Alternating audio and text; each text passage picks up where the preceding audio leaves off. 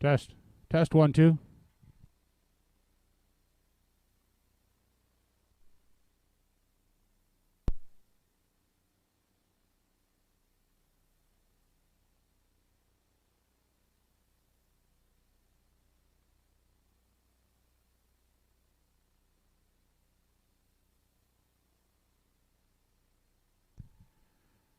Test. Test 1 2.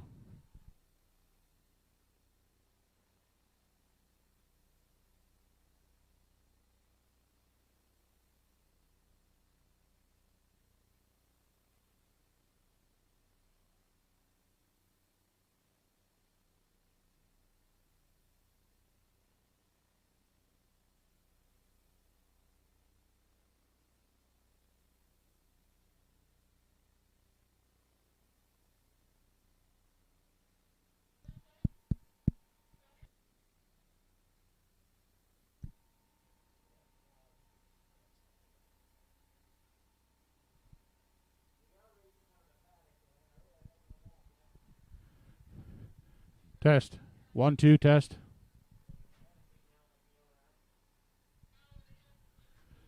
Test. Test.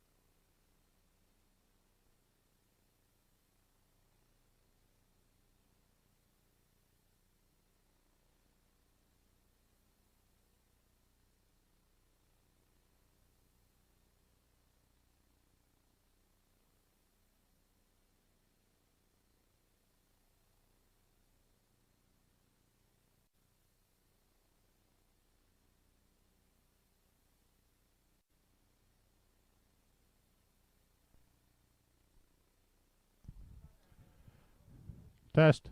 Test 1 2 3 4. Testing 1 2.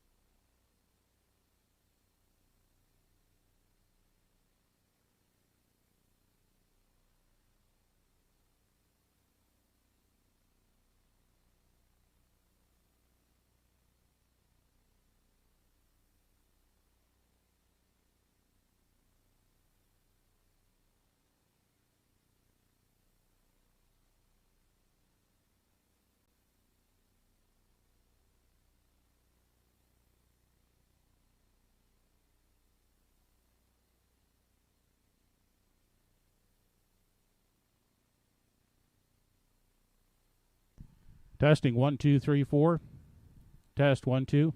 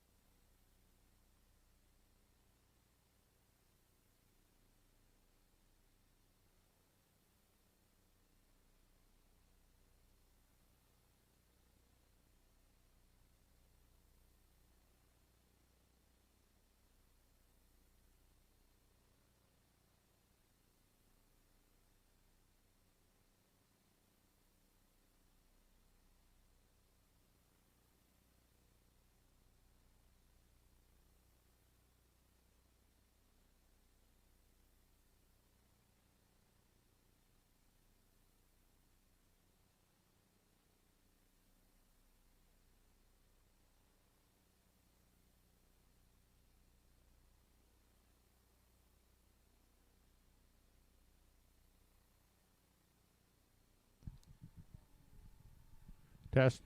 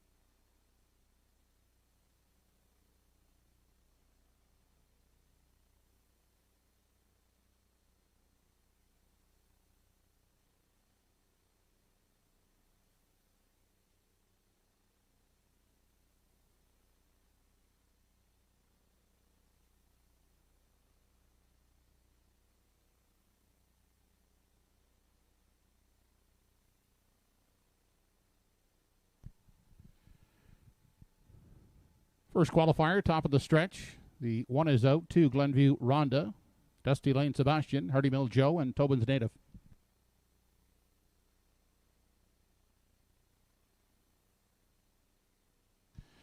They are off. And as they leave the gate from the outside, Tobin's Native away quickly. Down on the inside is Glenview Rhonda. And also pushing out for the lead is Dusty Lane Sebastian. Into that first turn, they arrive now at the opening eighth. And from the outside, Tobin's Native will take charge. As they enter the backstretch for the first time, onto the opening quarter they head. And Tobin's Native opening up in the front by 3.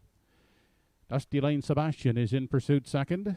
Followed on the outside by Hardy Mill Joe. And Glenview Rhonda is at the back. Off stride there went Dusty Lane Sebastian. They continue on into the turn as they near the 3/8. They're led by Tobin's Native. Out there now by 6. Hardy Mill Joe is now second, looking to the outside from 3. As they round the top turn is Glenview Rhonda.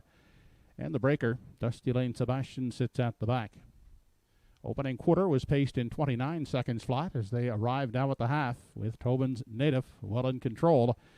As they continue into the lower turn, gapped out second is Hardy Mill Joe, followed closely third by Glenview Ronda, and Dusty Lane Sebastian is still back trailing fourth. On to the backstretch now for the final time. They were past the half in 58 3/5 seconds, on their way to the 3/4 mile mark. And that is Tobin's Native. A distinct advantage as they race on down the backstretch and past the 3/4 mile mark.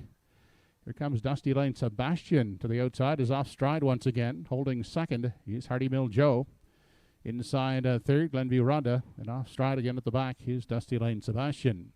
3/4 paced in 1:28 1/5 second, and Tobin's Native leads them off the top turn, well out front with Hardy Mill Joe.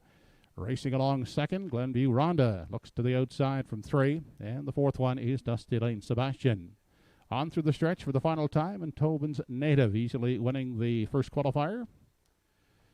Hardy Mill Joe will hold off Glenview Ronda for second.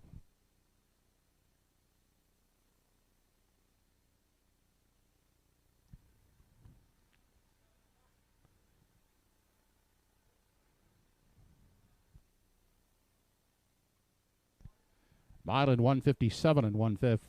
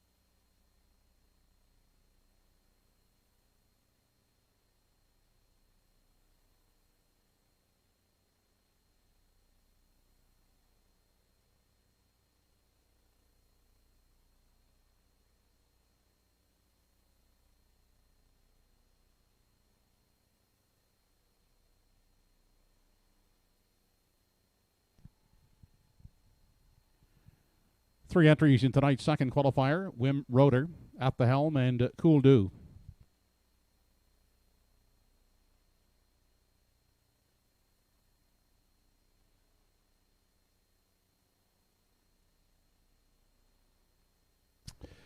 They are off with Wim Roeder at the rail, away to grab the early lead on the outside. Cool Do, and settling at the rail in 3.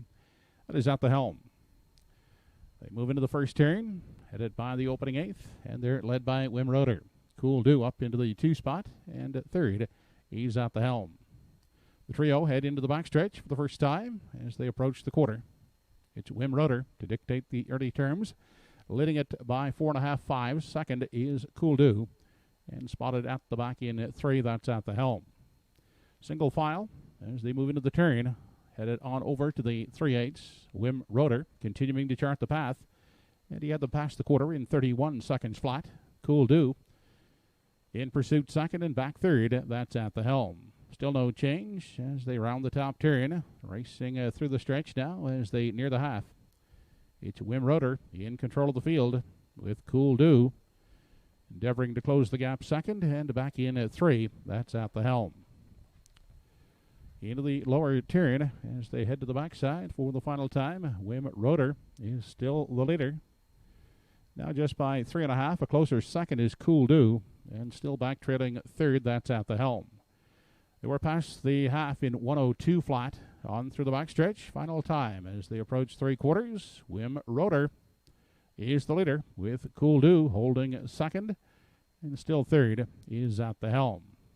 They arrive in single file fashion at the 3/4 mile mark, and Wim Roeder shows them onto the upper turn. Cool Do now closing that gap second, and 3rd is at the helm midway around the final turn after a 3/4 mile of 1:33 flat. And moving to the outside now to challenge Wim Roeder. That's Cool Do on the outside, and coming 3 high off the top turn is at the helm. On through the stretch they come. Wim Roeder, Cool Do in the center, and on the far outside, that's at the helm. It's Wim Roeder and Cool Do up to win it. Wim Roeder second, at the helm 3rd.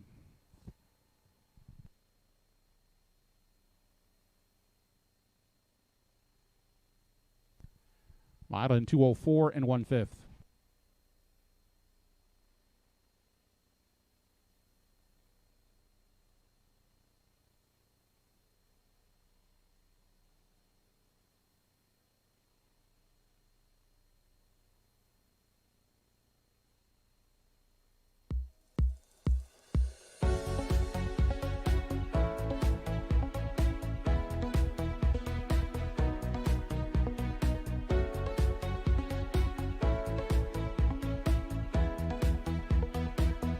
Universal Media Sports and Entertainment.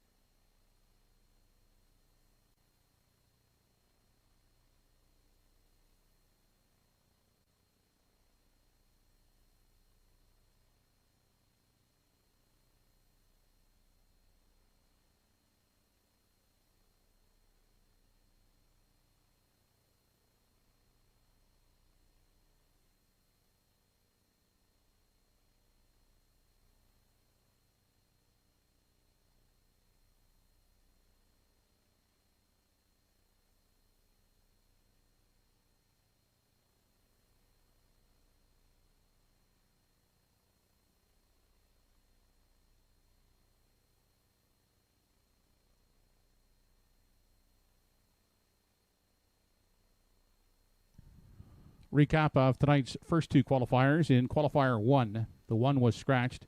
2 Glenview, Rhonda was 3rd, pacing in 2:03 3. Corey McPherson was driving. 3 Dusty Lane Sebastian finished 4th, made a break, and was distanced.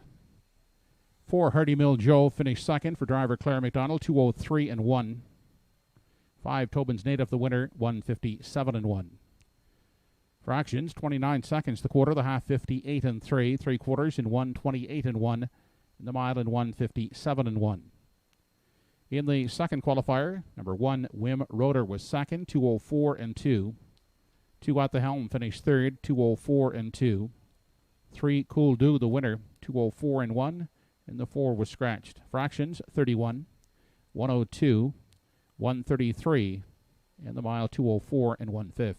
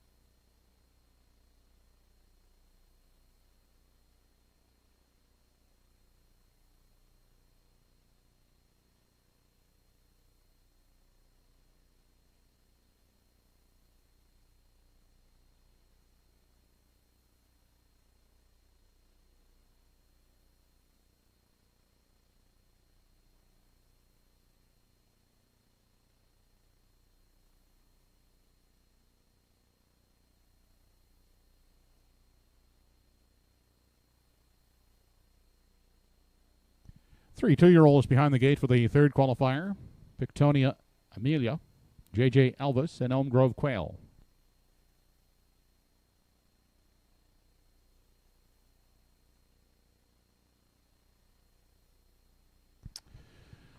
They're off. On the inside, Pictonia Amelia. In the center, JJ Elvis. And on the outside, Elm Grove Quail will settle out in 3 as they head to the opening 8th. That's JJ Elvis taking over the lead. And opening up to 2. Second at the rail is Pictonia Amelia. And the third one is Elm Grove Quail. The 2-year-olds head through the backstretch on their way to the opening quarter. And for the back, here comes Elm Grove Quail now sweeping up to take over the lead as they move on past that opening station. On the inside, second now is JJ Elvis, and now the third one is Pictonia Amelia. They're single file as they race to the 3/8. Up front, it's Elm Grove Quail leading the way as they race midway around the upper turn. Had them pass that quarter in 33 and 1/5 second.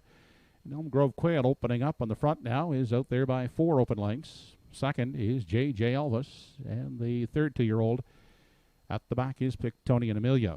On through the stretch with no change in position, still led by Elm Grove Quail as they arrive at the half. JJ Elvis in pursuit second, and the third one is Pictonia Amelia.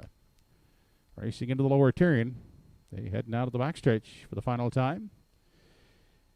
And Elm Grove Quail had them past the half in 1:03 and 4, continues to lead the way by 4 or 5 lengths as they near the 3/4. JJ Elvis holding second. Now to the outside from 3 goes Pictonia Amelia. The 2-year-olds head past the 3/4 mile mark. And Elm Grove Quail is clear now by 7-8 lengths. Back to JJ Elvis, who's holding second. Outside uncovered third is Pictonia Amelia.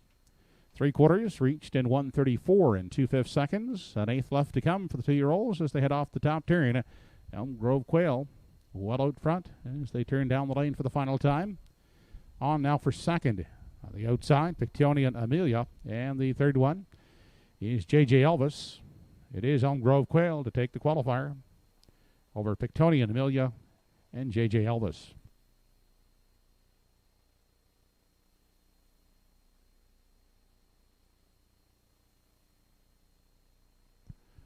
Mile in 2:05 and 1/5.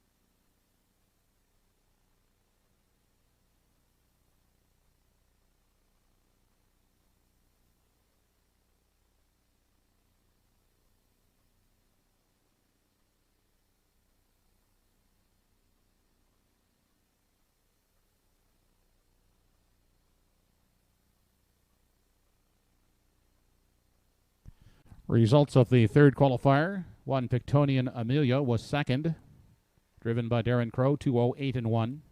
The 2 was scratched. 3, J.J. Elvis third, 208 and 2. 4, Elm Grove Quail, the winner, 205 and 1. Fractions were 33 and 1, 103 and 4, 134 and 2.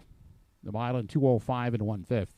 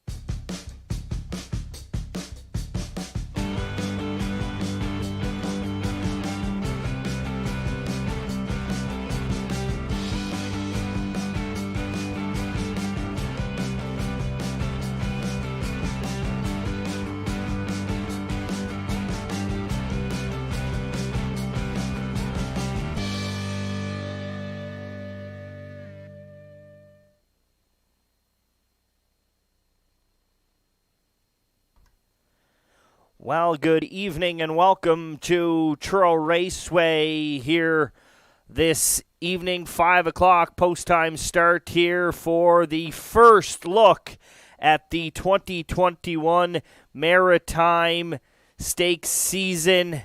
We feature the 3-year-old Atlantic Sire Stakes here tonight for 3-year-old pacing fillies. It's a really solid-looking card. Unfortunately, the weather playing a little bit of havoc here today. A nice fast track would have been great, but unfortunately, that's not going to be in the case here today. Very excited to see the return of the standout from last year, Tobin's Brownie. A return of Maggie's Delight as well, Mystifying, who has been solid in Charlottetown since her return to the races, a 3-year-old campaign. Also on tap here this evening, we have the guaranteed pick 5 pool. It starts off in race number 3, but what an action-packed card here from Truro Raceway this evening. 5 o'clock start. We're about 12 minutes away from race number 1. Horses will be on the track here momentarily, and we'll pick up the top selections here in just a few moments.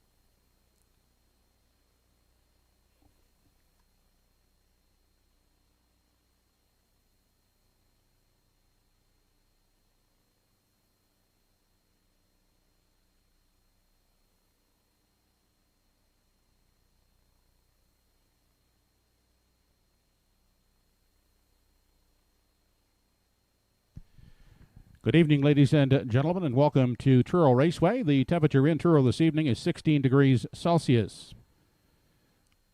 Under cloudy and rainy skies, tonight's track condition has been rated as good with a 1-second allowance.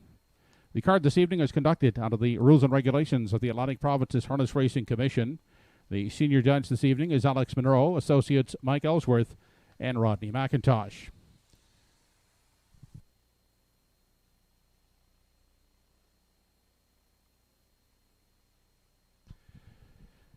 Here the program changes. Race 1, number 2, Miss Myra Beach, has a bridle change from Can't See back to Open.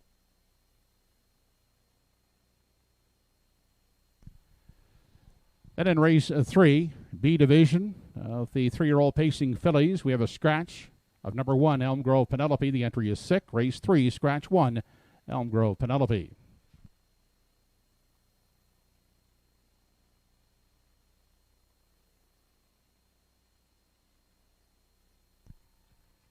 Over in race 7, number 1, HF Jesse James adds a hood with cups and is taking off a pedaling pacifier.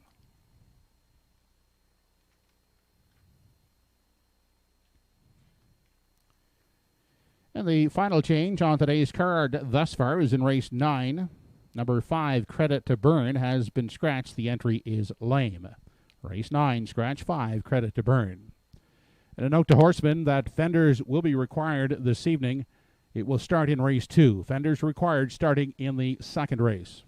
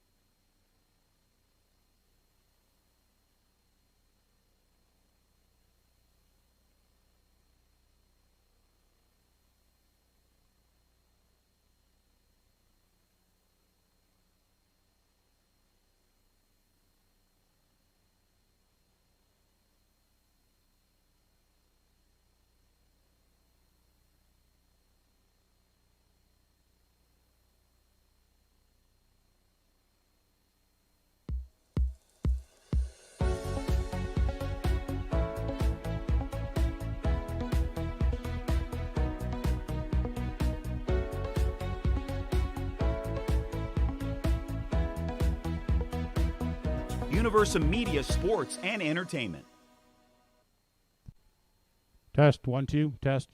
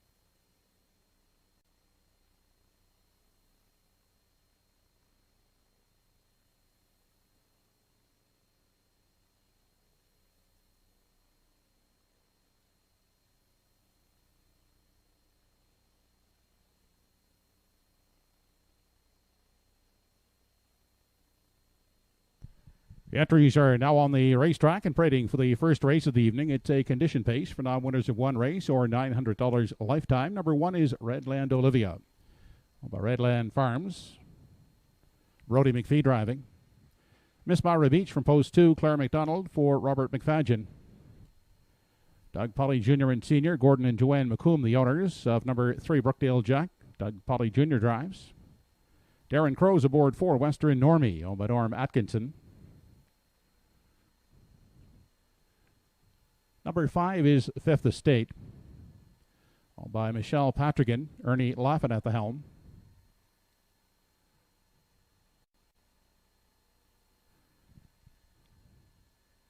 Number 6 is Reggie's Game. Donna Wilson owns. Toby McDonald will drive.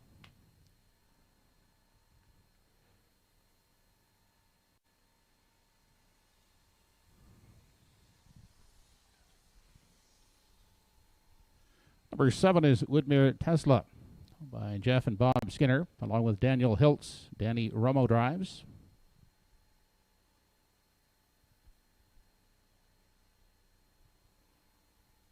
Gordon and Joanne McComb, along with Doug Polly Jr. and Sr., owners of number 8, Brookdale Joey. Bernard McCollum will do the driving. Post time for the first in less than 3 minutes.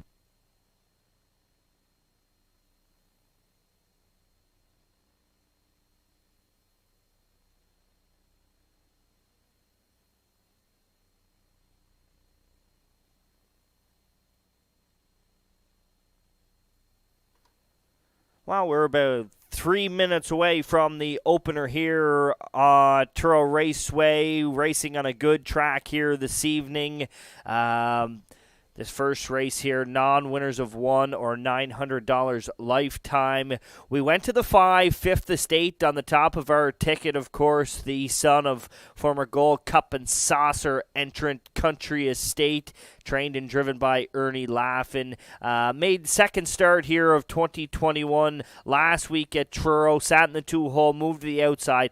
Brisk closing quarter, 28-1, a mile in 2 minutes and 1/5. Second to Woodmere Leo, who just kind of stole it on that day. So really stepped up its game off the qualifier, did this son of Country Estate. So we went back to him here today, hoping that he'd be able to find a similar journey and a repeat performance, may be able to get the job done in here this evening. For second, we landed on the 6 in here, Reggie's Game, a 3-year-old son of Steelhead Hanover. Toby McDonald will do the driving. This is a horse that qualified last week after making a break there on June 20th. Kicked it home in 28-2. That's good closing speed. We've all seen the offspring of Steelhead Hanover, and he continues to just churn out horse after horse after horse. So we went 5, 6, and if you're playing the triactor here this evening, we went to the Danny Romo trainee, Woodmere Tesla. He's a 3-year-old son. Again, another Steelhead Hanover. Looked really, really good in his qualifier on June 13th, and then made a start there on June the 20th. He was 7th placed, 8th after making a break. Came back, qualified, closing quarter, 28-3, 2, 3, and 4. I think the speed is there with this horse.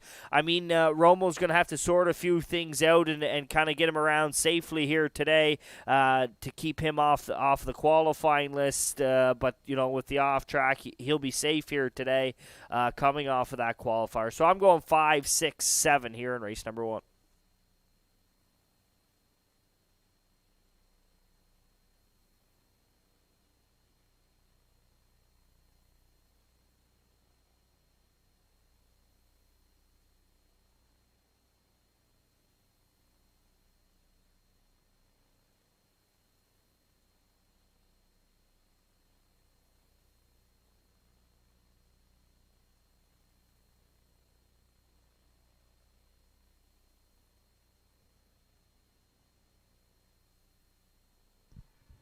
We're down to 1 minute. Last call for wagering on the opener. Only 1 minute to post time.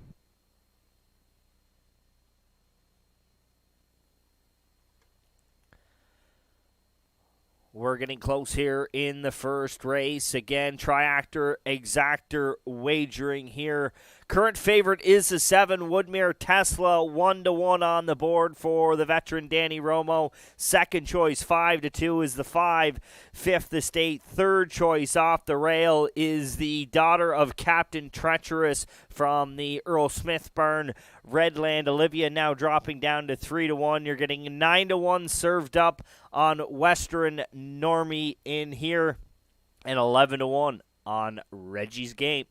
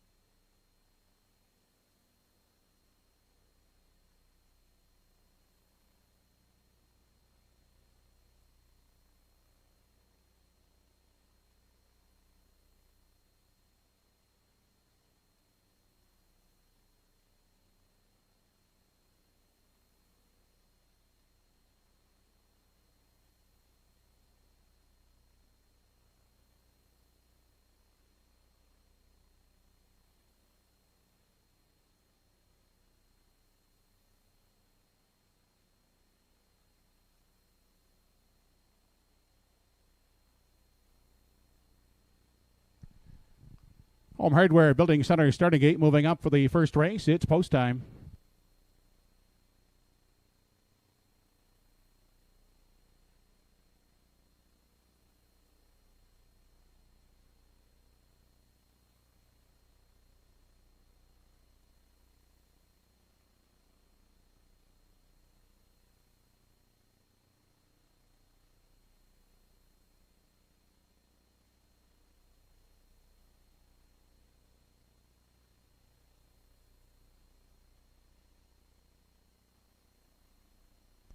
First race of the evening, top of the stretch, has Redland Olivia, Miss Myra Beach, Brookdale Jack, Western Normie, Fifth Estate, Reggie's Game, Woodmere Tesla, and Brookdale Joey.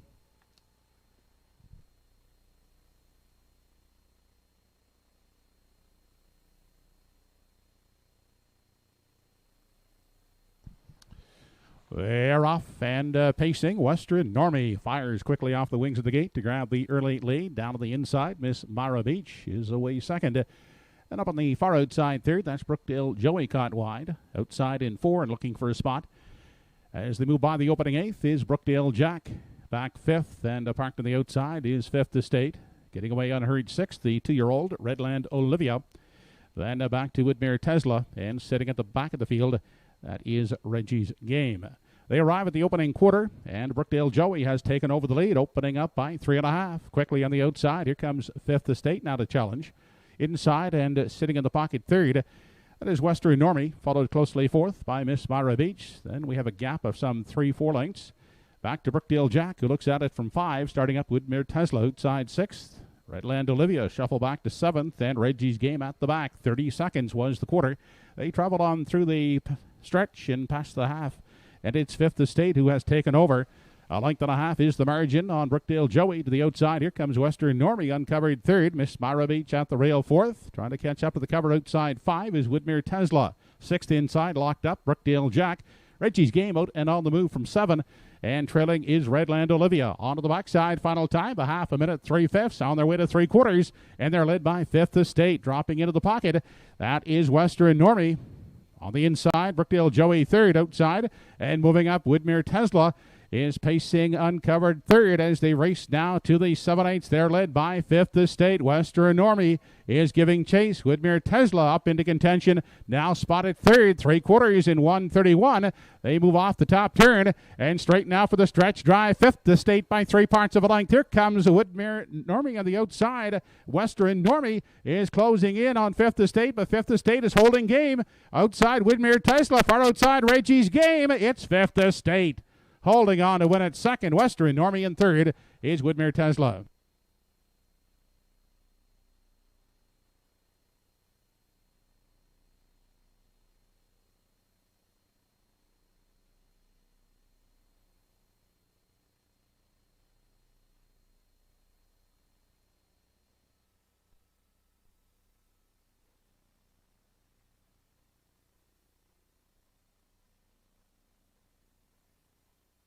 Mile and 2:02 flat.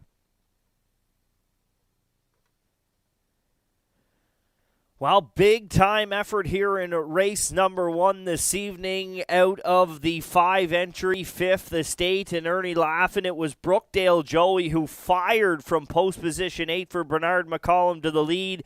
It's Fifth Estate parked well past the 3/8 before was able to clear up, but it was all over from that point forward. Darren Crow was able to duck Western Normie into the 2-hole after coming first up through 3/4 in 1:31, but not enough to track him down. Big effort out of Woodmere Tesla. Got into some road traffic early, was able to rally up for the third. It's 5 on top with the 4 for second and the 7 for third. It's a first career victory for Fifth Estate here this evening at Truro Raceway.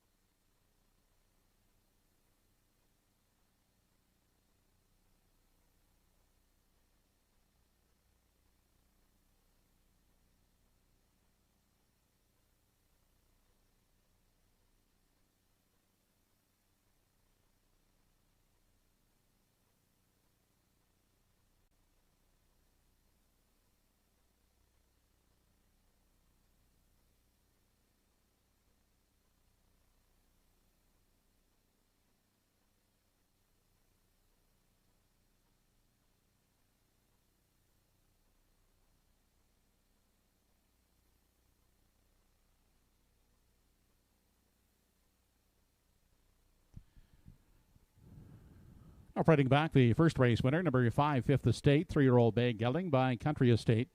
The Largo Dam in front, owned by Michelle Patrigan. Trained and driven by Ernie Laffin, Fifth Estate, picking up a mark of 2:02 flat.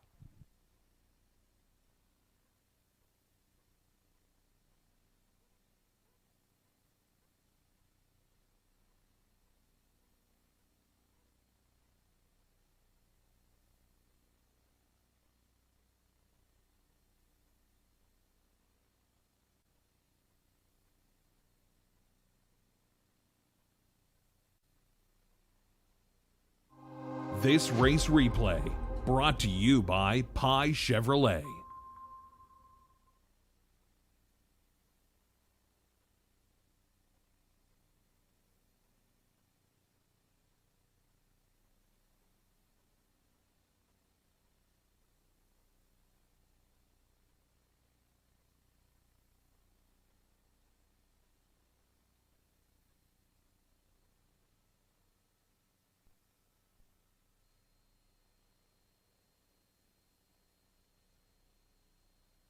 Mutuals, contact the stand, please.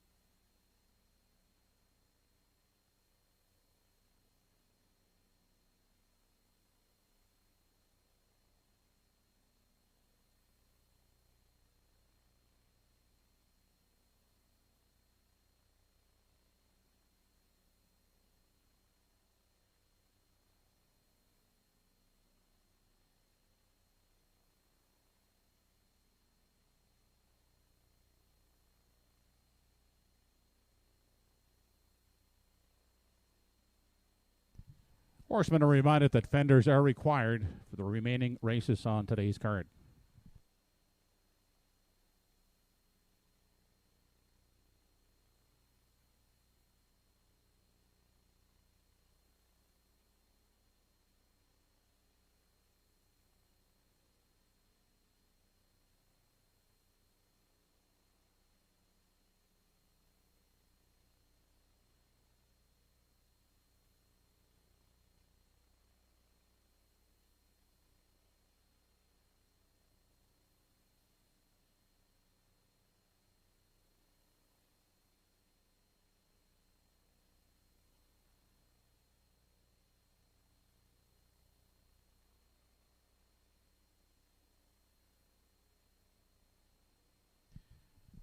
Race 1 is official. 1 Redland Olivia did not finish. The entry pulled up. 2 Miss Myra Beach 5th. 3 Brookdale Jack 7. 4 Western Normie 2nd. 5 Fifth Estate the winner. 6 Reggie's Game 4th. 7 Woodmere Tesla 3rd. 8 Brookdale Joey was 6th. Fractions for the mile, 30 seconds the quarter, the half a minute 3/5, 3/4 in 1:31, the mile 2:02 flat. In review from the top, your program should read, did not finish, 5:72, 1:436. 5:47 try in the first race, $75.60. The 5-4 exactor, $14.20. Coming up in races 2 and 3, the early daily double. In the second race, no changes. Third race, scratched sick is number 1, Elm Grove Penelope. Post time for the second race, first half of the early double in 9 minutes.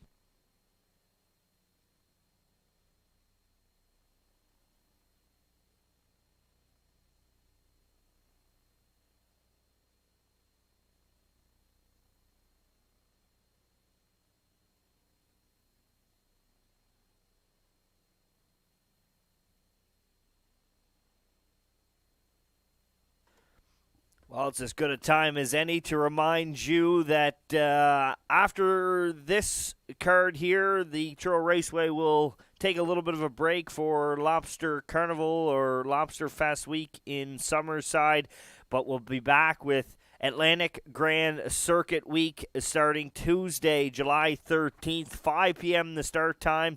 It will feature the 2- and 3-year-old trotters and the 2-year-old fillies in Atlantic Sire Stake action. We'll be back that Friday, July 16th.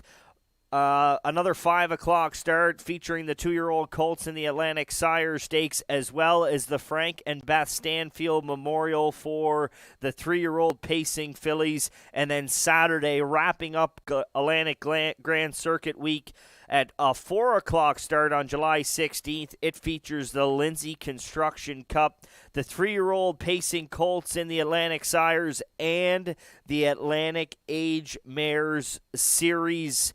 It's a week that you don't want to miss here at Truro Raceway. It starts Tuesday, July 13th, 5 p.m., that post time.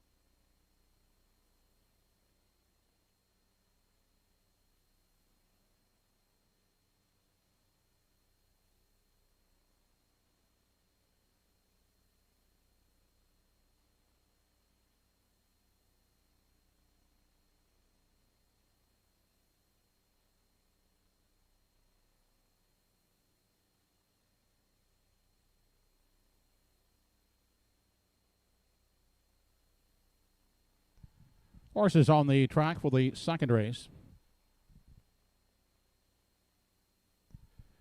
Number 1 is Sunny Billion, owned by the Won't Back Down stable. Mark Campbell catch driving.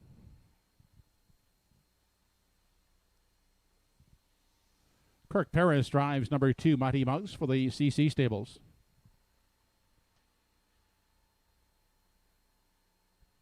Tracy McQuaid, the owner. Paul Treves will drive from post 3, Salzburg Flicka.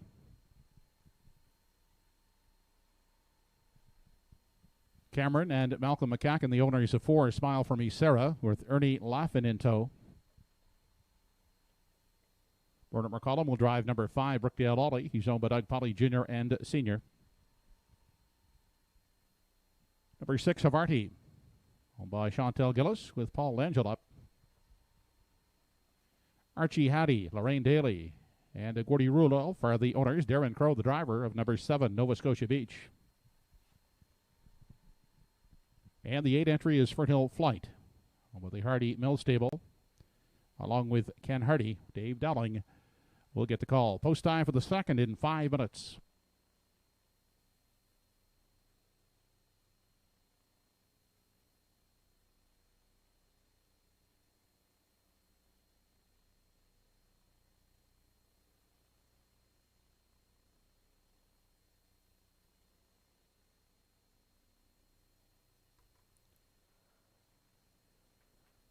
Well, race number 2 is on the track here at Truro Raceway. It's a non-winners, 122 per start, last 10 or in 2020-21, or non-winners of 2 or 3 races lifetime. Triactor Exactor Daily Double wagering here in the second race. I'm going to the betting public's choice. That is the 6, Havarti, the 3-year-old daughter of Better Than Cheddar, comes from the powerful Paul Langell barn. We've been accustomed here at Truro Raceway to seeing this young man in the winner's circle often. Has 2 starts this year. 2 back there, was a winner in the non-winners of 1. Cut the Mile was a Jogburger by 10, winning in 1:58.1. Last week, Langell tried different tactics for this one in her 4th lifetime start. Took her back, got away at the back, rushed up. Good closing quarter, 28.1. Just got caught in a little bit of speed on the end of that one. Rallied up to be 3rd. We went to her on top in this one. For 2nd, we went to the 8-horse. Absolutely love Dave Dowling hopping back up on this horse. If you look back to last year there in the PEI Colt Stakes, Dowling, the regular pilot, this colt shows a mile in 1:56.4, racing the likes of Woodmere Steel Deal and Elliott Moose. Made 5,000 from 7 starts last year. Of course, not a huge fan of the post position, working it out from post 8, but we think Dowling will be able to work out a trip here with this son of Source of Pride. To round out the triactor, we're going with the 4, Smile For Me Sarah, the daughter of sports writer for Ernie Laffin, who we've seen won the first race. This daughter of sports writer went the long journey last week. She was parked out every step of it, so we're going to throw that one out. Go back to the start before that, where she paced a mile in 1:59.2, closed it out in 30 seconds flat. If Ernie can get this one onto the cones and get her tripped out here, we think that she'll be able to rally up and get a piece of it. So I'm going 6-8-4 here in this one, as we're about 2 minutes away until the second. Less than 2 minutes to post time.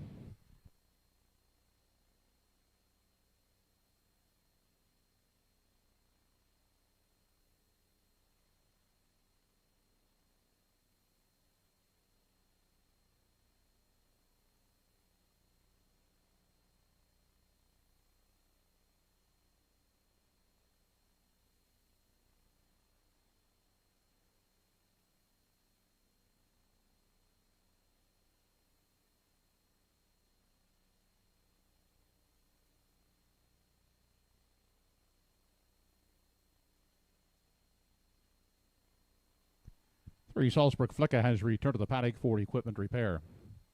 Now less than 1 minute to wager on race 2. Last call, 1 minute.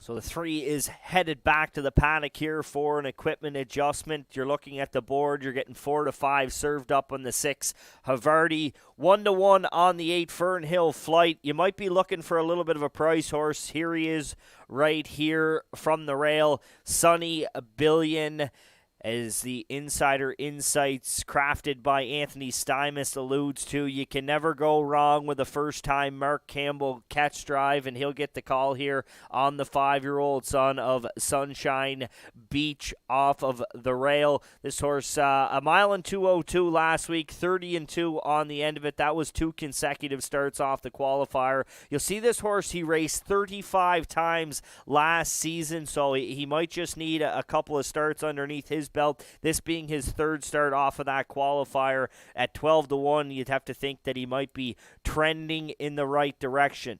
We're moments away here from race number 2. They'll be lining up behind the Home Hardware Building Center starting gate in just a moment.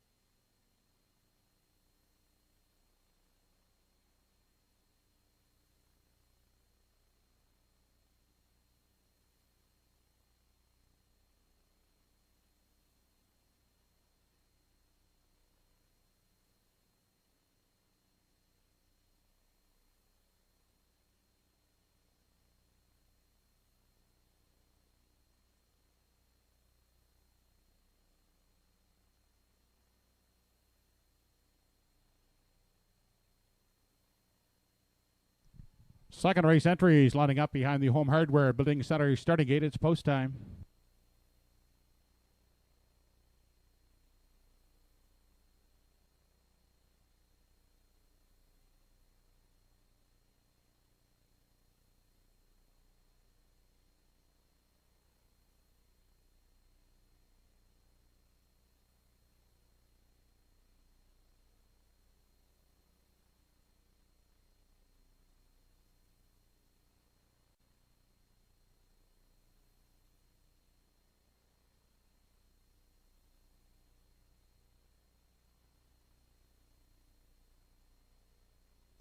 Second race of the evening has Sunny Billion, Mighty Mouse, Salzburg Flicka, Smile for Me Sarah, Brookdale Ollie, Havarti, Nova Scotia Beach, and Fernhill Flight.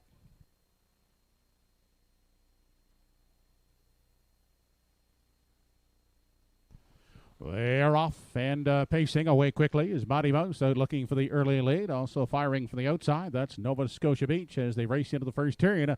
Onto the opening eighth, they head Nova Scotia Beach up on the outside. Now looking to overtake Mighty Mouse for the lead as they enter the backstretch for time one. Sunny Billion has gotten away third. Caught on the outside. Salzburg Flicka racing fourth. Caught wide racing in five. That is Fernhill Flight as they move down the backstretch. Inside sixth is Smile for Me Sarah. Then back pacing in seven is Brookdale Ollie, and sitting at the back of the field in the early going is Havarti. They continue into the turn, nearing the 3/8, and Nova Scotia Beach is showing the way. Salzburg Flicka gets the parking ticket second, in at the rail and looking at it from three. That is Mighty Mouse, the fourth one, and peeking to the outside. Sunny Billion also coming wide as they swing off the top turn is Fernhill Flight. They were past the opening quarter in 29 and 2/5 seconds. They travel on through the stretch as they approach the half. Nova Scotia Beach is the leader. Outside going the long route is Salzburg Flicka pacing second. Inside locked in the box is Mighty Mouse third. Spotted second over is Sunny Billion in four. Fifth inside. Nowhere to go for Smile for Me Sarah. Then third over and racing from six as they continue on to the backstretch is Fernhill Flight. Back there locked up at the rail is Brookdale Ollie in seven. To the outside from the back is Havarti. She'll have to circle the field as they continue on down the backstretch, approaching three quarters. 59 and 2 was the half. Nova Scotia Beach now getting loose by 2.5. Outside second is Salzburg Flicka hanging in on the far outside and circling up wide. Here comes Fernhill Flight now taking aim at Nova Scotia Beach as they race on to the 7/8. Fernhill Flight gaining with every stride. Also up into contention is Havarti within 2.5 lengths of the leader as they continue off the top turn. 1:30 and 2 was the three quarters. Nova Scotia Beach on the inside. Outside is Fernhill Flight, a slight advantage. Havarti is into the passing lane. On down the lane they come. Fernhill Flight, Nova Scotia Beach. Havarti closing up in the passing lane. At the line, Havarti from last the first to win it. Second Fernhill Flight, and third is Nova Scotia Beach.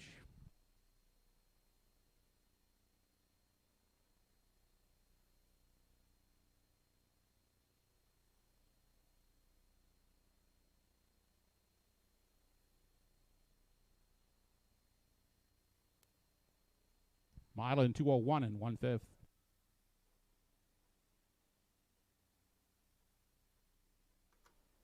Well, race number 2 in the books, and we talked about that powerful Paul Langell stable, and it shines through here again in race number 2. Darren Crow blasts Nova Scotia Beach from the 7 hole right to the front through 29 and 2, 59 and 2. Dowling and Fernhill Flight, they got in and they came 4 wide up the backstretch. Following that move was the winner, Havarti, and what a job by Langell. He dropped this filly back down to the rail, snuck her up the inside, and she is able to get up and get her second lifetime victory here. What a steer there, Paul Langell. Able to see that rather go 3 wide, drops this one back into the cone, slides up the inside. He's able to nail them all. Game effort from the 8, Fernhill Flight in this one to be second. Nova Scotia Beach holds on for third as race number 2 here from Truro Raceway in the books.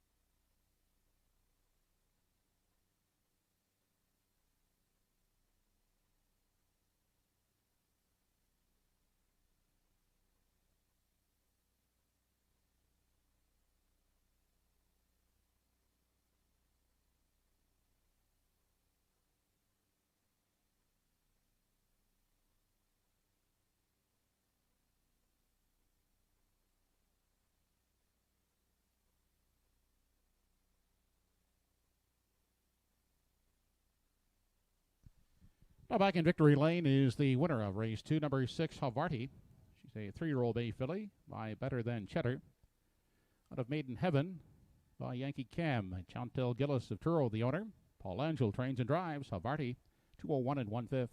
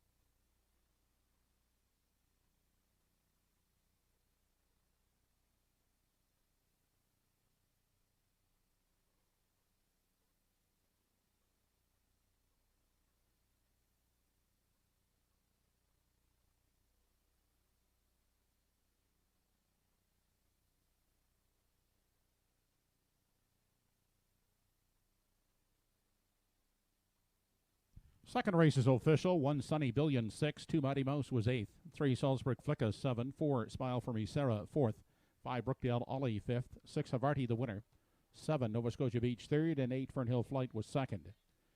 Quarter 29 2, the half 59 2, 3 quarters in 1:30 2, and the mile 2:01 1/5. Rechecking, top down 687 451 32. 687 try in race 2, $49.30. 68 exactor, $10.10. Third race coming up.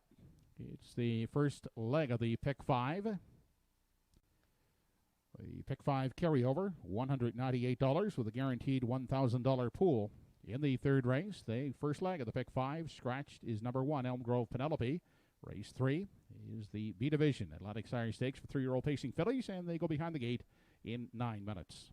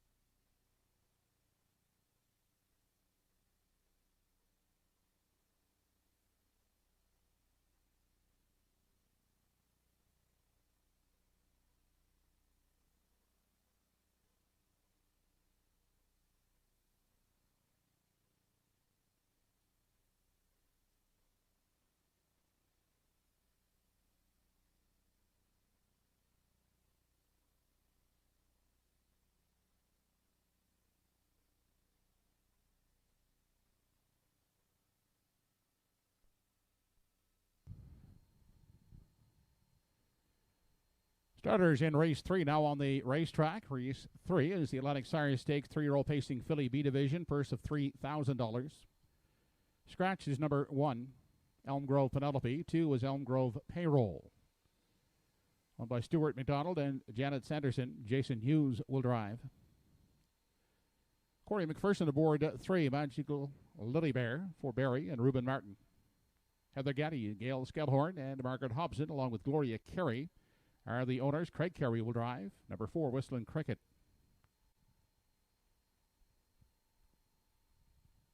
Widmere Cha-Cha is the 5. Clara McDonald for Fonzie McCachran, Maura Kerr, and Stephen Downey.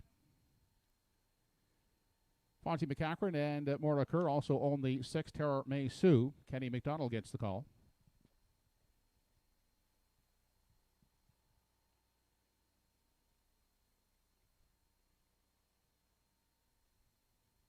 And number 7 is Salzburg Jewel, by Terry Morrison and Erwin Cleaner. Gerard Kennedy will steer. Post time in 6 minutes.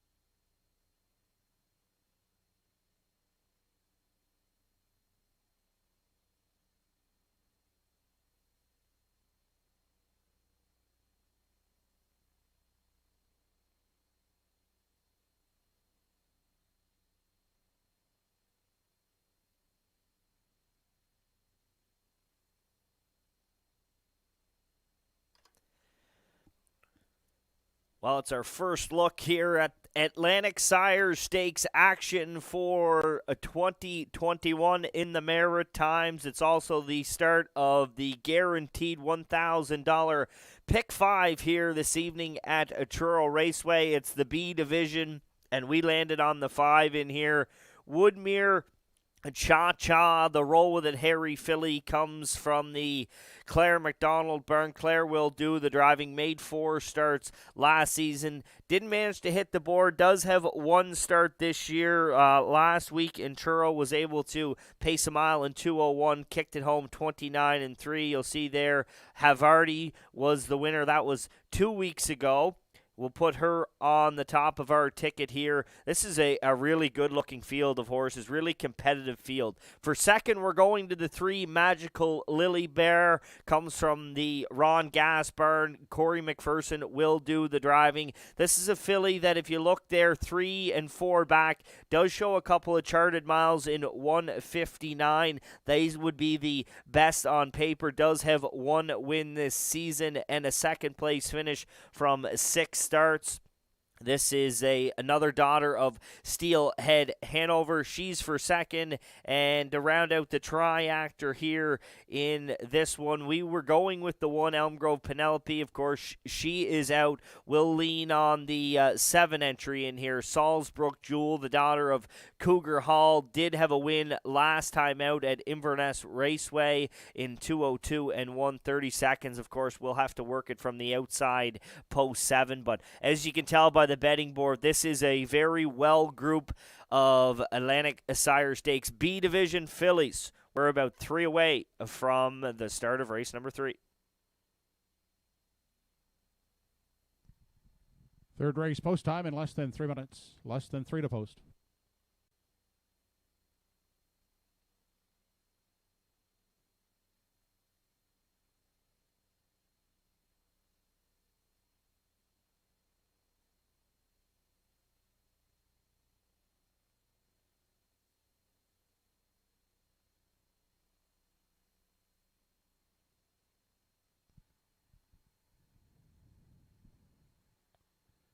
Less than 2 minutes of Pick 5 wagering remaining. Post time for the third race in less than 2 minutes.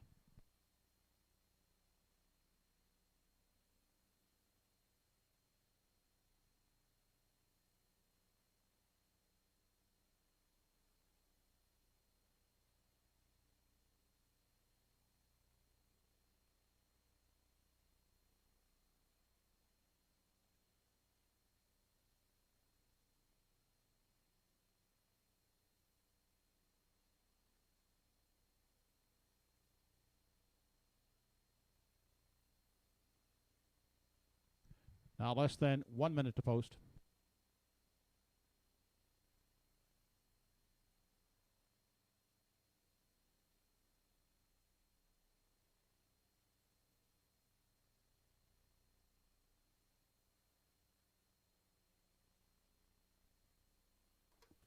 Well, we get close here to the start of the Pick 5 here this evening at Truro Raceway. Like I said earlier, great-looking betting board here. Currently 1-1. The favorite is the 7, Salzbrook Jewel. You're getting 9-5 on the 3, Magical Lily Bear.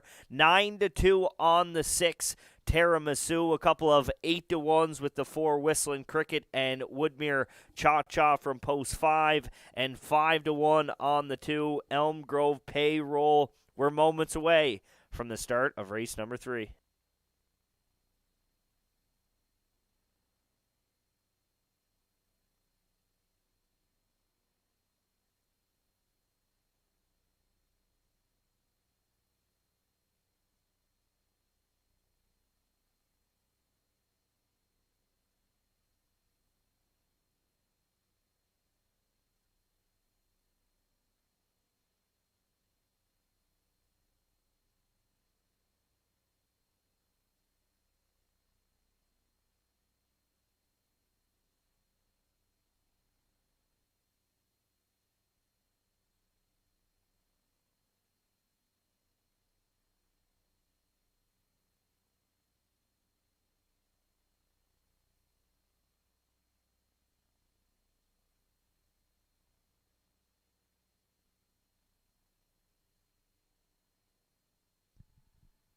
Three-year-old fillies now moving in behind the Home Hardware Building Center starting gate. It's post time.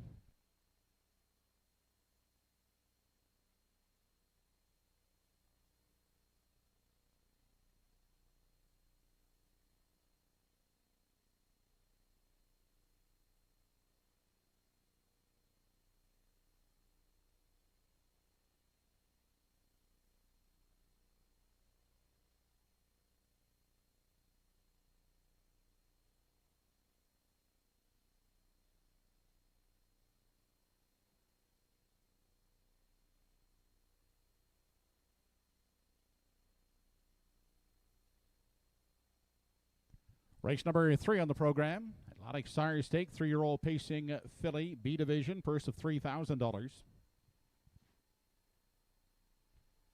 Elm Grove Payroll, Magical Lily Bear, Whistling Cricket, Woodmere Cha-Cha, Terra May Sue, and Salzburg Jewel. They're off and pacing. Woodmere Cha-Cha off the gate first to grab the early lead from the far outside. That's Salzburg Jewel leaving alertly, and Salzburg Jewel now's the boss as they head by the opening 8th. Salzburg Jewel quickly taking over, drawing out by 2.5. Inside, Woodmere Cha-Cha gets away second. Magical Lily Bear next in line, pacing third. Terra May Sue outside is caught on the limb fourth. Inside from 5, that's Whistling Cricket, and the trailing one is Magical Lily Bear.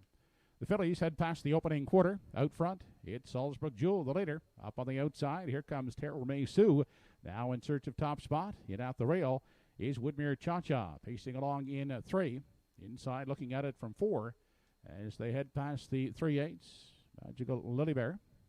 They continue off the turn and race into the stretch now as they approach the half. Out front and showing the way as they race in front of the grandstand is Salzburg Jewel, 2.5 length lead. Terra May Sue in pursuit second. Third is Woodmere Cha-Cha. Then Magical Lily Bear, followed by Whistling Cricket. Elm Grove Payroll at the back into the turn. They heading out of the backside. Final time, Salzburg Jewel out front is holding that lead of 2.5 lengths on Terra May Sue. Next in line, Woodmere Cha-Cha paces along the rail third, half a minute, 3/5 on through the backstretch, final time, and they're all in pursuit of Salzburg Jewel, who's out there now by 3.5. Second is Terra May Sue. Here comes Woodmere Cha-Cha up on the outside. Magical Lily Bear is coming 3 high fourth.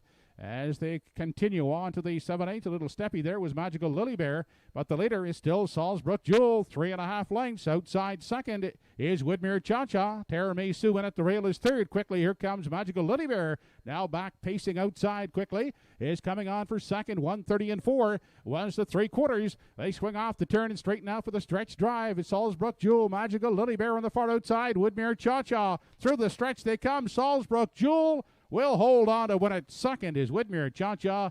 Magical Lily Bear third.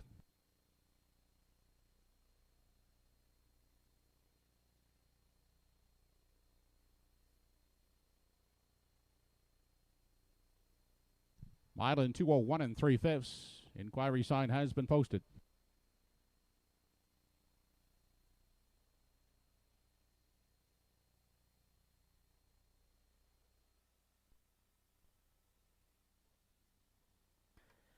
First leg of the pick 5 in the books here this evening at Truro Raceway. Under a judge's inquiry here, but we're starting to see a trend here through 3 races. The outside horses are demanding to dictate it, and that's exactly what Salzbrook Jewel did here this evening as she was blasted to the front, 31 a minute and 3/5. It was an adventurous evening for Woodmere Cha-Cha. She found herself in the 2-hole, and then her stablemate was able to get in front of her. They race up the backstretch. Magical Lily Bear there out 3 wide. Goes a great mile there to finish third, but it was a no-doubter up front. Salzbrook Jewel gets her second win of 2021. This one coming in Atlantic Sire Stakes action at Truro Raceway. We're under an inquiry.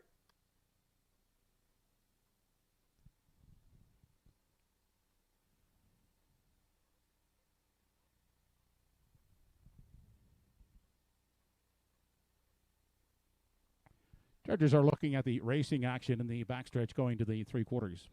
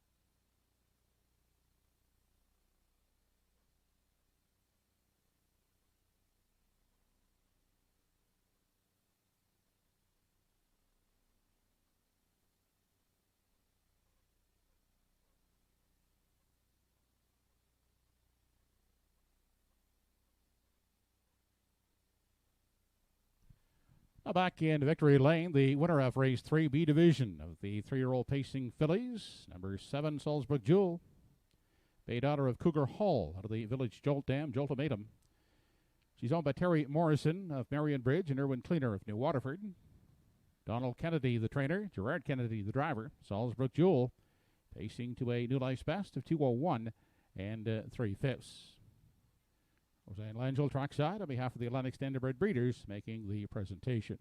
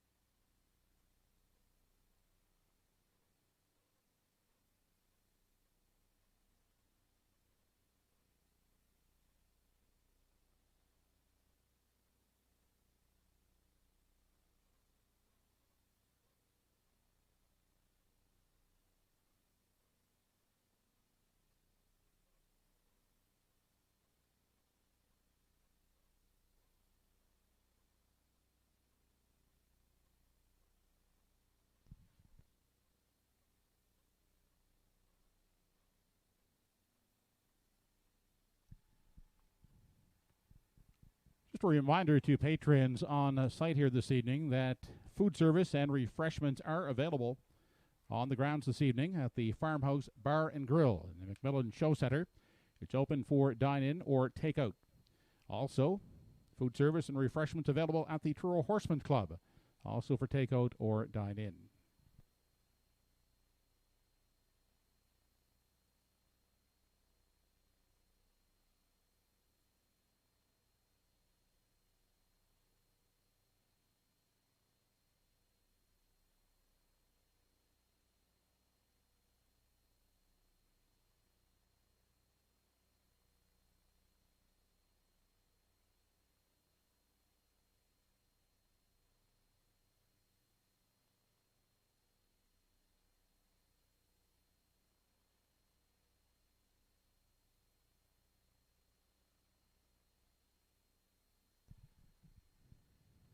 As a result of the inquiry, the judges have deemed that the 5-entry Woodmere Cha-Cha did cause interference to number 3 Magical Lily Bear. Past the 5/8 and approaching at 3/4. Number 5 Woodmere Cha-Cha finished second, will be placed third.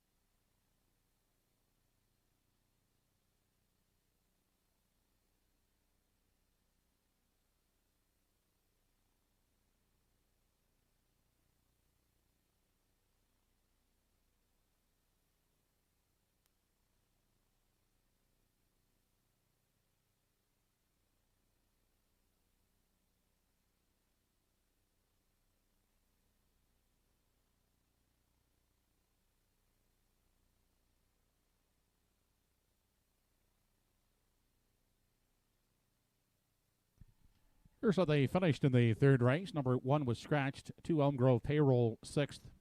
3 Magical Lily Bear finished third place second. 4 Whistling Cricket 4th. 5 Woodmere Cha-Cha finished second place third for causing interference to Magical Lily Bear. 6 Terra May Sue 5th, and 7 Salzburg Jewel was the winner. Quarter 31 seconds, half a minute 3/5, 3/4 in 1:30 and 4. The mile a lifetime best for Salzburg Jewel, 2:01 and 3/5. Top down, your card should read scratched 624351. Third race try 735 combination, $17 even. 7-3 exactor 510, and the early double 6-7 Return $22.80. Upcoming in the fourth, no changes to report. Post time in 8 minutes.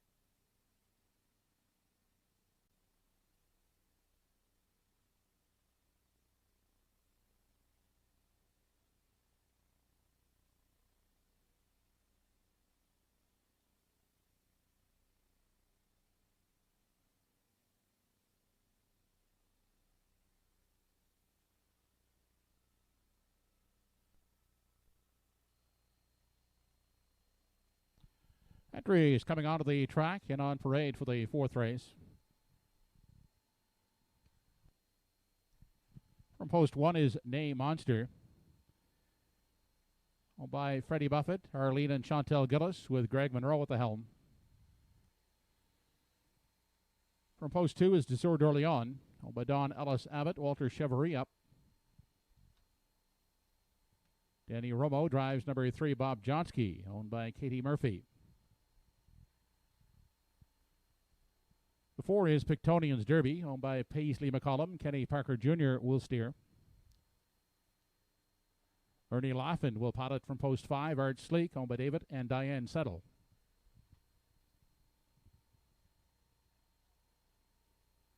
Number 6 is Casimir Nunzio. Kerry Romeo drives, owned by Caden Romeo.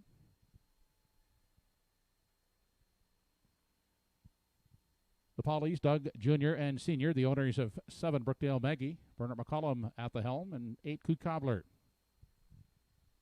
We'll have Craig Carey driving for Ron Garland. Post time for the fourth in less than 5 minutes.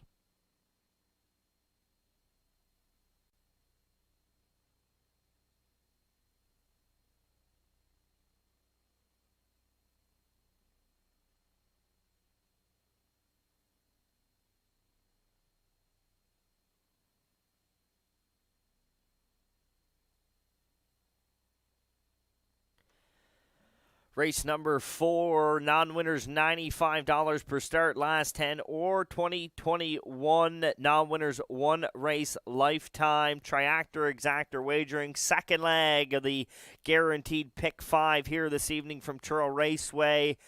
There is my top selection on your screen. That is the 2 Desir d'Orléans for Walter Chevrolet picking up the catch drive. Great to see Walter back in the driver's seat here in 2021, and he's taking a show on the road. He's a regular at Red Shores. He's off to Truro Raceway today. You got a couple of live mounts here in the Atlantic Sires this evening.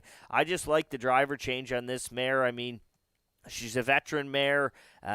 She gets Walter Chevrolet here today, and I think that's the play that I'm going with here on the Walter Chevrolet catch drive. For second, I'm going to the current 4-5 favorite. That's the 3, Bob Johnsky. Danny Romo doing the driving for trainer Travis Ellis. 3 wins last year, 32 starts, a 1:58.2, season's best over Charlottetown. This horse paced a mile in 2 minutes last week, 30-1 on the end of it.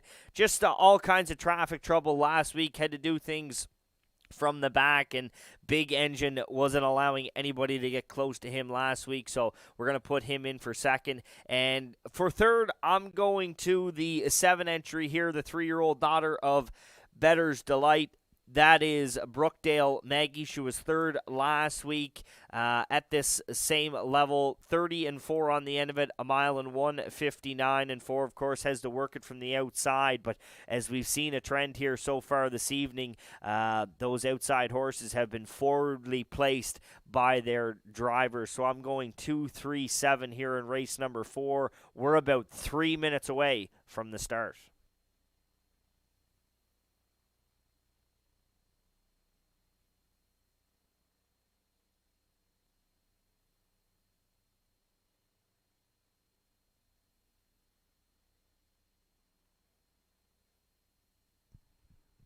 Less than 2 minutes, less than 2 to post time.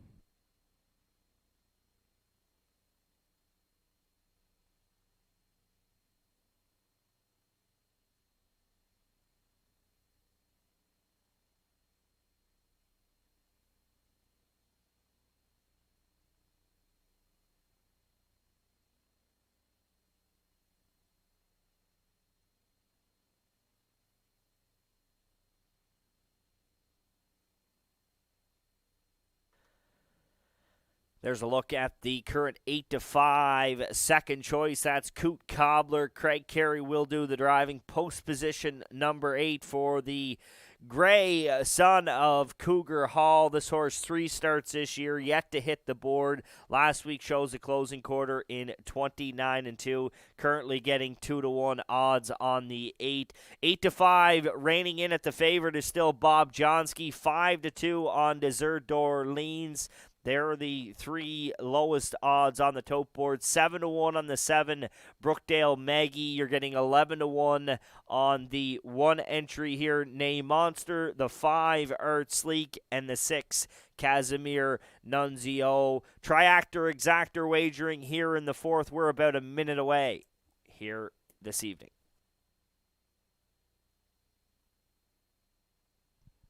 Final call, 1 minute to post.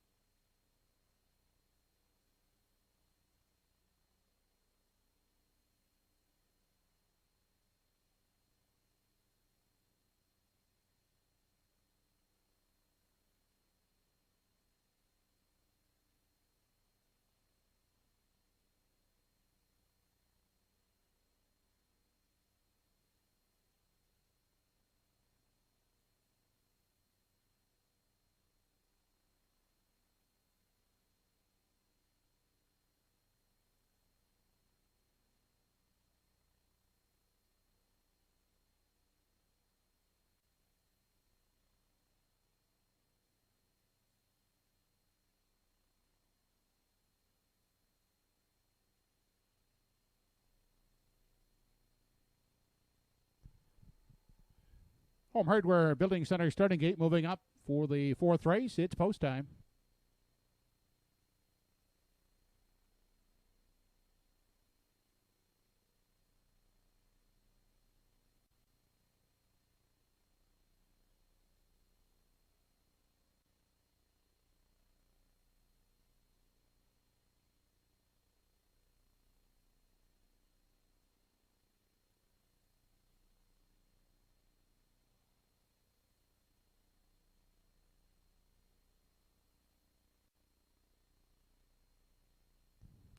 Race number 4 of the evening has Nay Monster, Desert d'Orleans, Bob Johnsky, Pictonian's Derby, Art Sleek, Casimir Nunzio, Brookdale Maggie, and Coot Cobbler.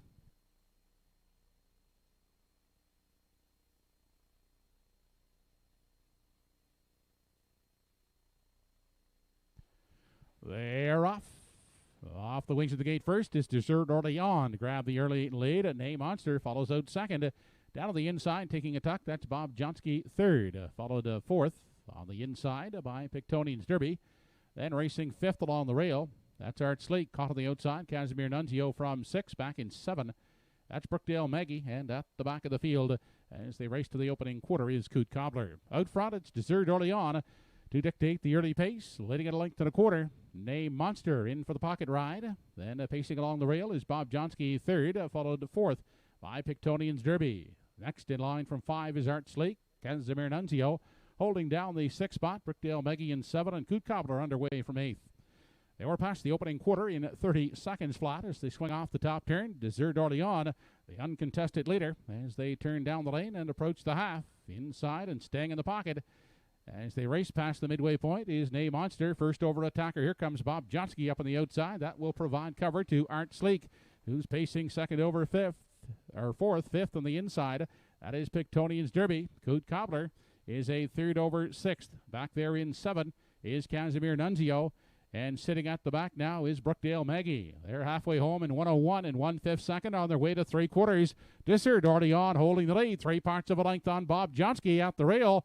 Is Nay Monster dropping back. Outside is Art Sleek coming 3 high. Coot Cobbler from 5th. They continue past 3/4. Desert d'Orleans still there, is leading by 2 lengths. Bob Johnsky has settled in at the rail second. Outside and pacing in 3 as they continue on past the 7/8 and off the top turn is Art Sleek. 1:30 and 3. 1 to 3/4. Desert d'Orleans and Bob Johnsky have opened up some 5 on the rest of the field as they turn down the lane. It is Desert d'Orleans, Bob Johnsky. Desert d'Orleans is not going to be caught.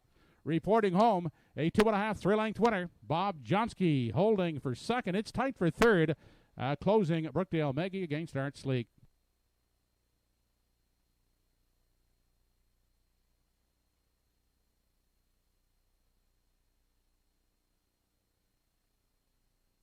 Time for the mile, 2:01 and 1/5.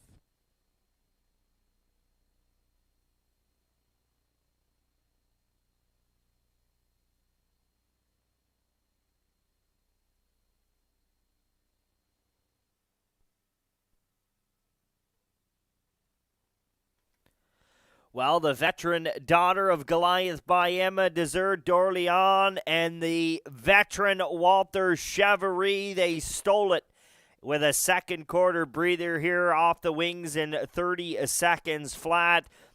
Half in 1:01 and 1. Bob Johnsky comes first up, is able to drop in the pocket up the backstretch. Chevrolet kicks the gas through the third quarter and was able to coast home a winner. A place that Walter knows well is the winner's circle. It's been a while. This one's got to feel good. It's Desert d'Orleans here in race number 4 at Truro Raceway.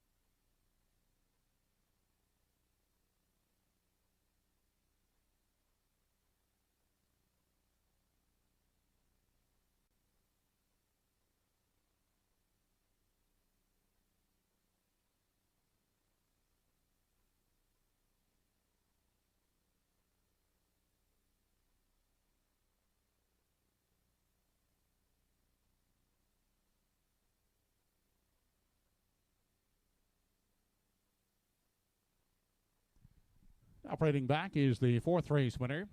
Number 2 in your program, Desert d'Orléans, 12-year-old Brown Daughter by Goliath Bayama. By Don Ellis Abbott of Truro, trained by Don. Walter Chevrolet catch driving. Desert d'Orléans, 2:01 and 1/5.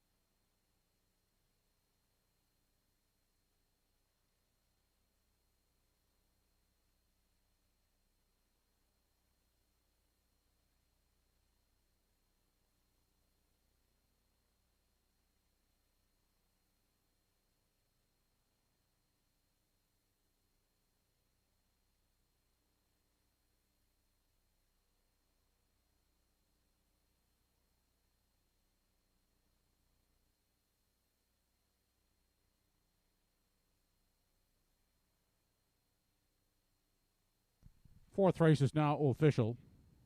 1 Name Monster was 5th. 2 Desert d'Orléans the winner. 3 Bob Johnsky 2nd. 4 Pictonians Derby 7. 5 Art Sleek was 4th. 6 Casimir Nunzio 6th. 7 Brookdale Maggie 3rd. 8 Coot Cobbler finished 8th. Fractions for the mile. The quarter was 30 seconds. The half in 1:01 and 1. 3/4 in 1:30 and 3. And the mile 2:01 and 1/5. Top down, your card should read 512 74638. Triactor in race 4, 237 combination, $69.80. The 2-3 exactor, $19.20. Upcoming in the 5th race, there are no program changes with 5th race post in 9 minutes.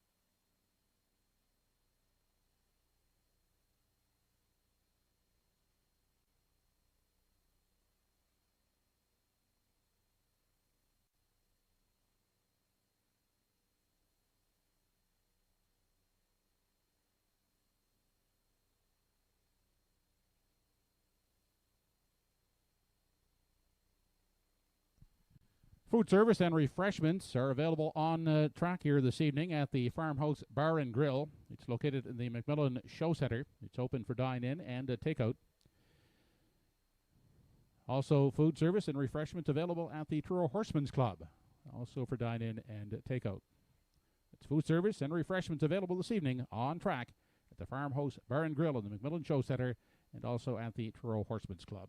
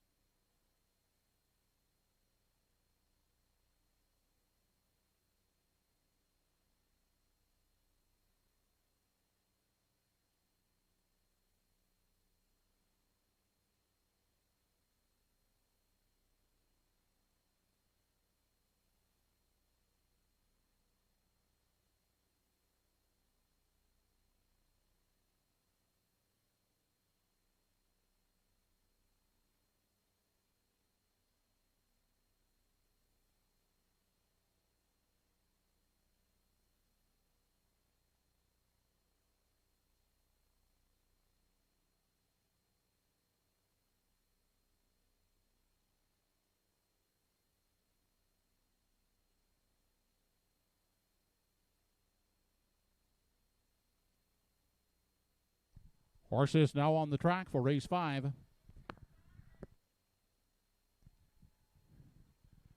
Number 1 is Go With It, owned by Gordy McCabe. Ernie Laughlin drives. Mark Campbell will drive number 2, Electra Express. She's owned by Brody Ellis and Madeline Ellis-Abbott.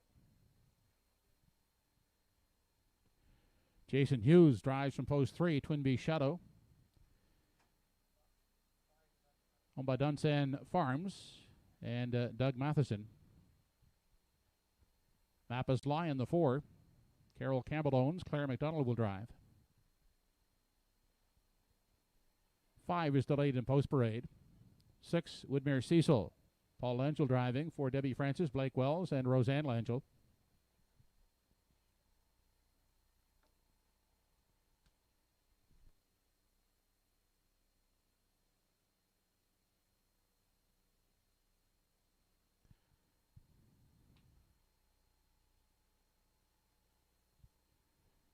For 7 is Press Time by Doug Polly Jr. and Sr., along with Gordon and Joanne McComb. Bernard McCollum driving.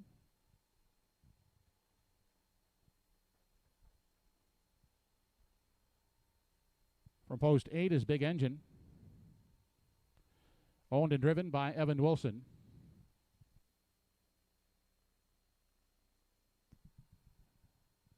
And now parading is the 5 Arizona Bucks. Corey McPherson gets the call for Roseanne Langell. Post time for the 5th in less than 5 minutes.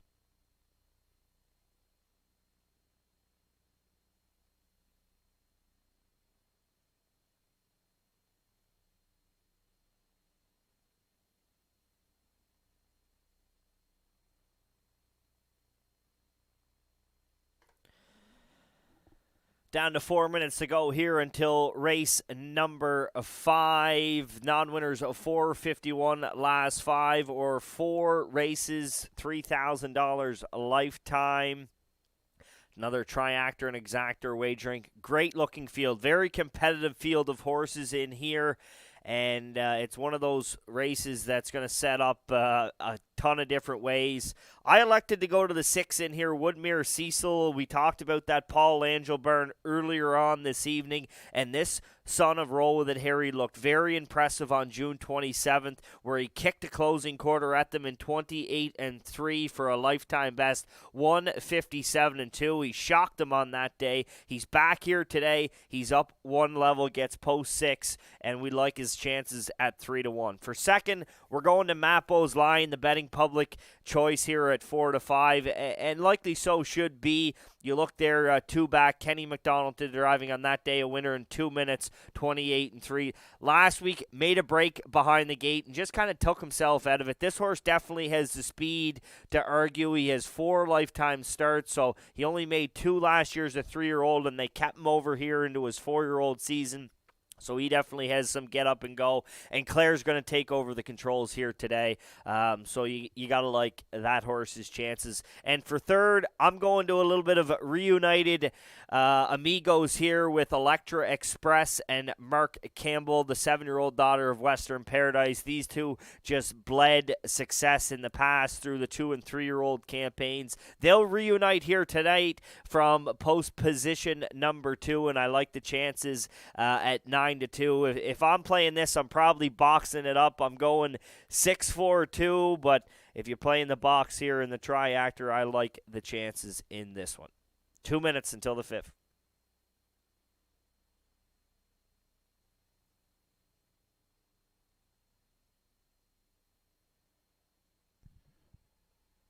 Now on the track is the 6th entry, Woodmere Cecil. Less than 2 minutes to post time.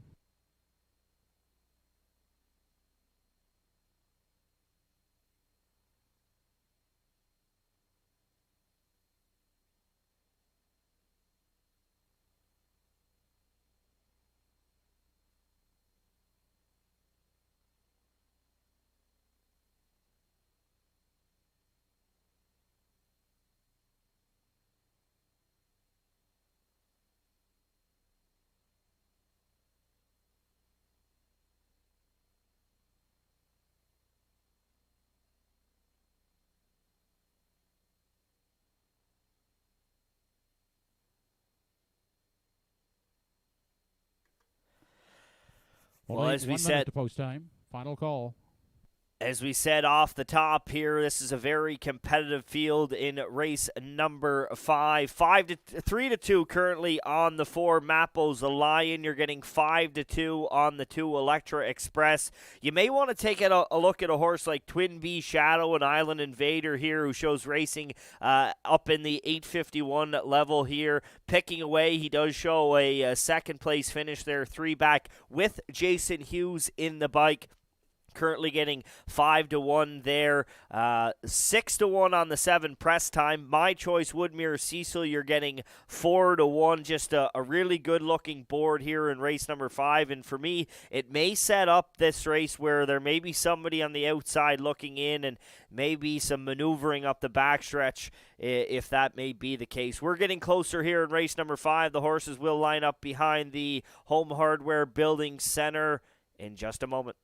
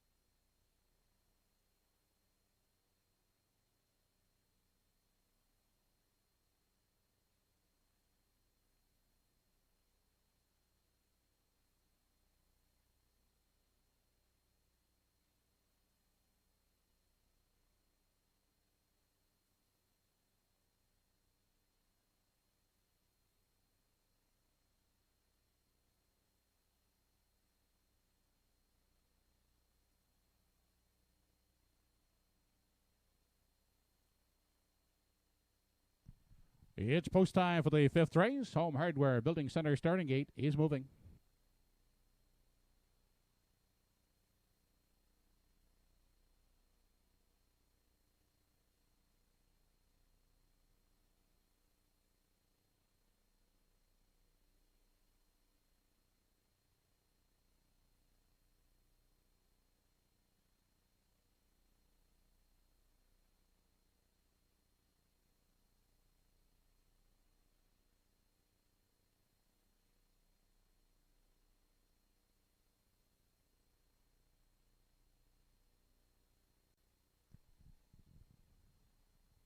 Race 5, top of the stretch, has Go With It, Electra Express, Twin Bee Shadow, Mappa's Lion, Arizona Bucks, Woodmere Cecil, Press Time, and a Big Engine.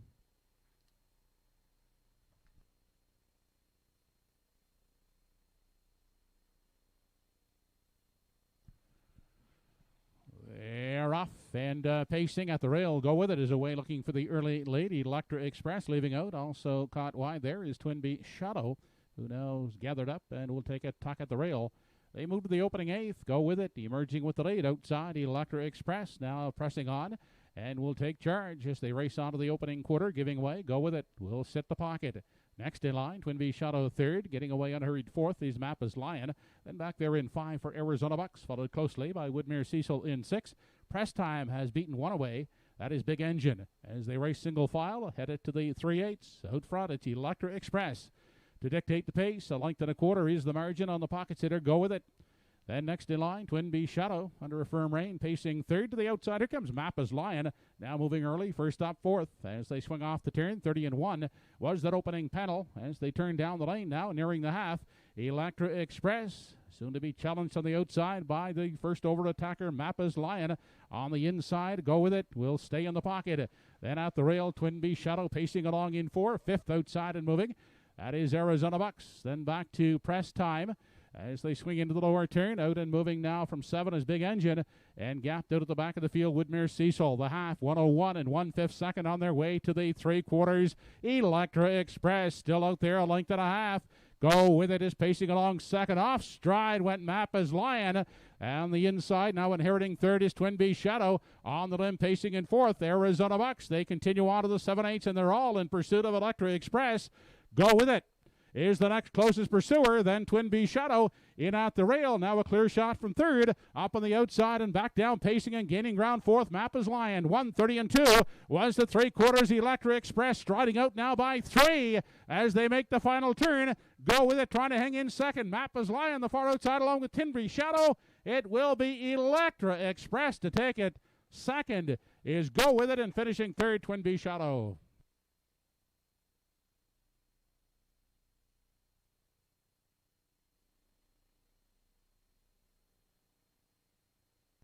Island 159 and 2/5.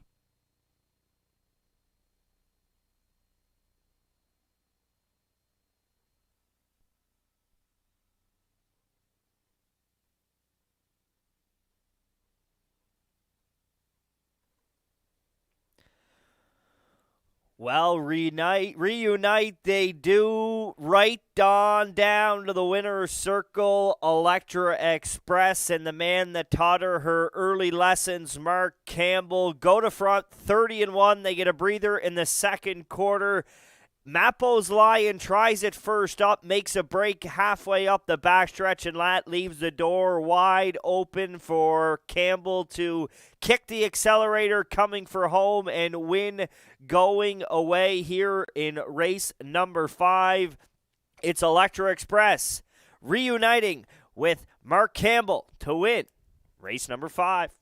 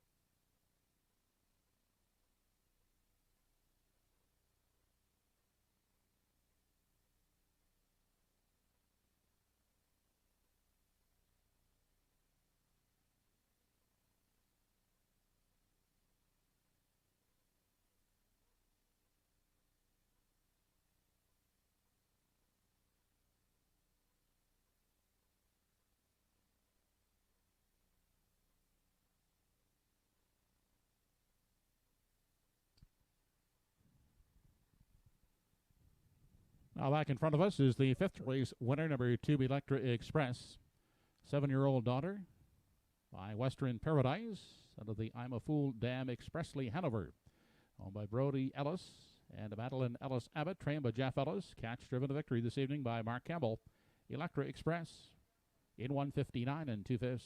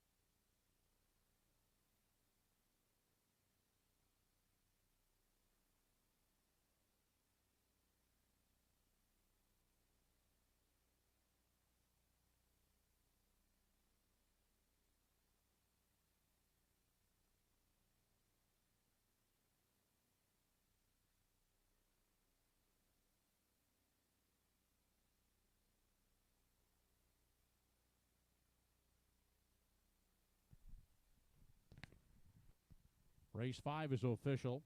1 Go With It finished second. 2 Electra Express the winner. 3 Twin Bee Shadow third. 4 Mappa's Lion fourth. 5 Arizona Bucks was sixth. 6 Woodmere Cecil 8. 7 Press Time fifth. And 8 Big Engine seventh. Quarter 30 and 1. The half 101 and 1. 3 quarters and 130 and 2. And Electra Express pacing in 159 and 2/5. From the top 213 468 57. Fifth race triactors paid on the 2-1 all combinations, $219.70. 2-1 exactor, $80.50.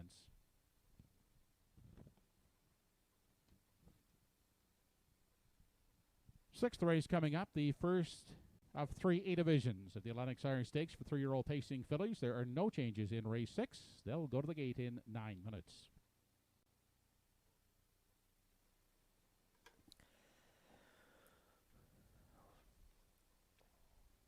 Well, it's as good a time as any to remind you about the upcoming Atlantic Grand Circuit Week here at Truro Raceway, getting underway Tuesday, July 13th with a 5 p.m. post time featuring the 2- and 3-year-old trotters and the 2-year-old pacing fillies in Atlantic Sire Stakes action. We'll come back Friday, July 16th at 5 o'clock with the 2-year-old pacing colts in and the Frank and Beth Stanfield Memorial for 3-year-old pacing fillies. And then on Saturday evening at 4 o'clock, it's the Lindsay Construction Cup, featuring also the 3-year-old pacing colts in the Atlantic Sires and the Atlantic Age Pacing Mares Series. That's Atlantic Grand Circuit Week starting July 13th, wrapping up on July 16th.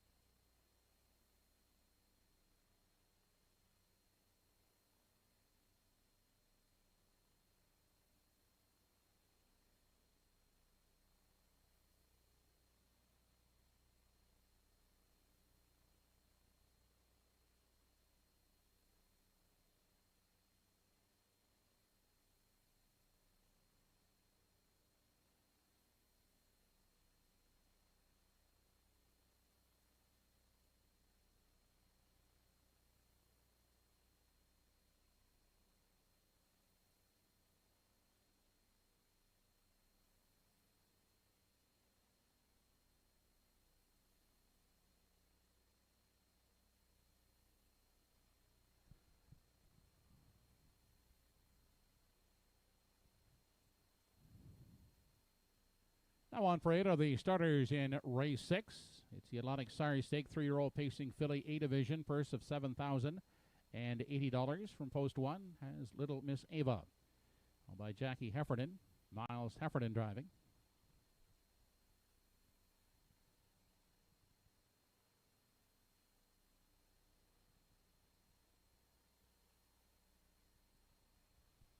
Rhodey McPhee will drive number 2 Woodmere Stella for the Next Generation stable.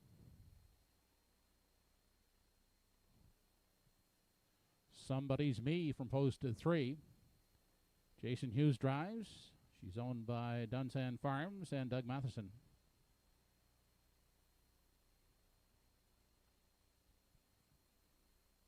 Darrell and Gordon McLean, along with Stephen Downey, are the owners of number 4 Mystifying. Gilles Berriot gets the call.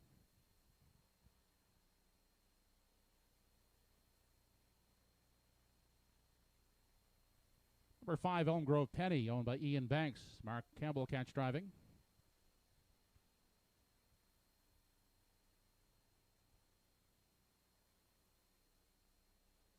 And from post 6 is Pull Me Through. Walter Chevrolet will drive for owners Jennifer Baxter and Sean Baxter. The fillies will go behind the gate in less than 5 minutes.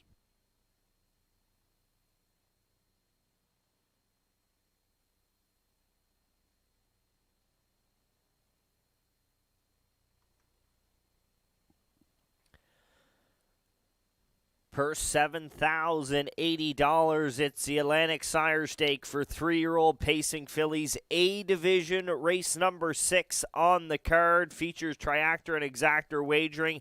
Very, very competitive field of 6 in this one as well, but there is an overwhelming favorite, and that is the 4, Mystifying. She'll be at the top of my ticket. The 3-year-old daughter of Source of Pride is 3 for 4 in the win column here in 2021, and take nothing away from the soft hands of Daryl McLean here early on in this season driving this filly, but she's going to hook up here with the Maritime Magic Man, Jill Barrio, and you gotta like that every day of the week. For second, I'm loving the price I'm getting on the 5 Elm Grove Penny at 35-1. This one's going to get a Mark Campbell catch drive after being second last week, pacing a mile in 1:57.4 right here at Truro Raceway. A filly that made $15,000 last year, was 1 winner from 12 starts and 6 on the board finishes. I like the move to Mark Campbell as well, just as much as the Jill Barrio factor on the 4. And for third, I'm going to the unraced daughter of Westward Hanover from Post 6, Pull Me Through. Joe Baxter qualified this filly a couple of times, most recently in 59-2 at Truro with a blitzing 28-3 closing quarter. He's going to turn the lines over to Walter Chevery here today, and we're getting 17-1. What a great price, but you look up and down this field of fillies, and you look at the 3, Somebody's Me. Here's a filly that's 6 for 6 in the top 3 here so far in 2021. Woodmere Stella shows a win over Charlottetown in 1:57.1, and Little Miss Ava making her first start this year. Just a great group of fillies here in the 6. We're about 3 minutes away.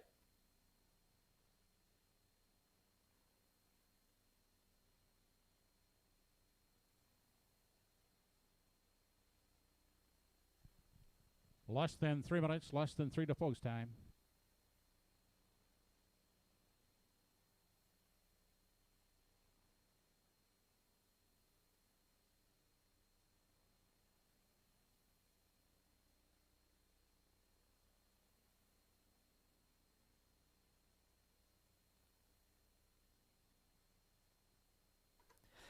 There's a good look at the daughter of Steelhead Hanover, Woodmere Stella. The veteran Earl Smith is entrusting the controls of this filly to Brody McPhee this season. You see 6 starts this year, a win, a second, and a third, including a lifetime best 1:57.1. Shows broken equipment in her last time out there. Still managed to pace a mile in 1:58.2. But if you throw that one away, you'll see closing quarters all better than 30 seconds, right around the 57 to 58 territory. Second choice, 9-5, Woodmere Stella.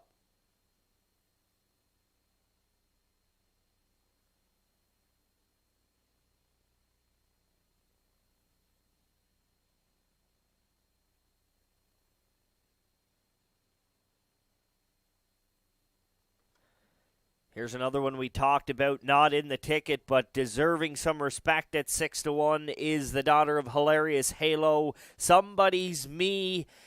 6 for 6 in top 3, finishes this season, 2 victories, has just shy of $15,000 in her bank account. What's not to like about her? All of her closing quarters better than 30 seconds flat. She shows a trip there in 1:57.3. You'd have to think that the Blue Knight, Jason Hughes, will have this filly in play from the Nicholas Oakes barn here in race number 6.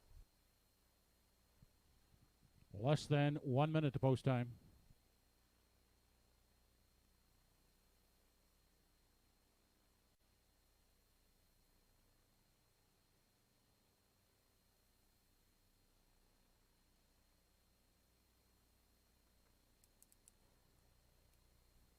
Great board here in the first A division of the Atlantic Sire Stakes for 3-year-old pacing fillies. Current favorite, Mystifying, 3-4. Second choice, 5-2, Woodmere Stella. There's your third choice, Little Miss Ava, making her first start of the 2021 campaign. You're going to get 9-2 with Miles Heffernan in the bike. 6-1 on the 3, Somebody's Me. 7-1 on the 6, Pull Me Through. And your long shot, 10-1, Elm Grove Penny for Mark Campbell. We're just seconds away from race number 6 as these horses will get set to line up behind that Home Hardware Building Center starting gate.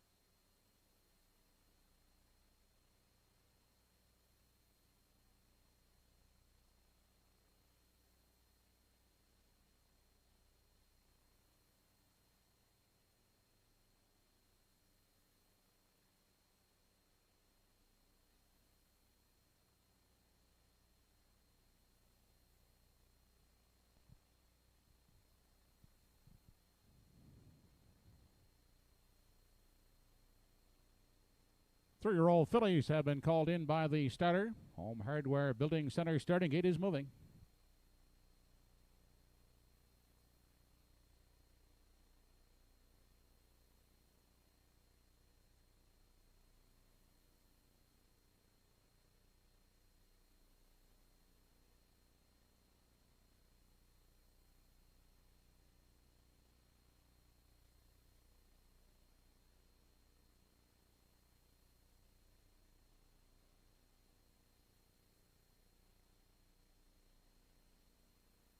Race number 6 of the evening, Atlantic Sire Stake, 3-year-old pacing filly, A division, purse $7,080.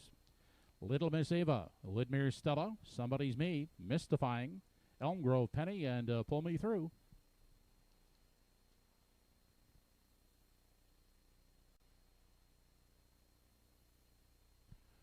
They're off and pacing. Woodmere Stella gets the first call on the outside. Somebody's Me also leaving it early. Down at the rail, Little Miss Ava looking to hold on to rail control, and she'll do so as they head by the opening eighth. It's Little Miss Ava pushing out from the rail to grab the early lead. Backing off now, Woodmere Stella will settle in second. Somebody's Me has settled in at the rail in 3. Then next in line, Mystifying is 4th.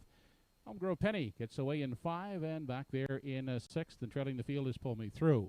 The fillies get away in program order, 1 through 6 as they head on to the 3/8. That's Little Miss Ava on a loose 3-length lead as they continue on into the turn. Second is Woodmere Stella, 28 and 4/5 seconds was the opening quarter. Up first over now, here comes Somebody Me. Outside and moving with cover is Mystifying now in 4. 5th and racing it at the rail. That is Elm Grove Penny, and off stride at the back goes Pull Me Through.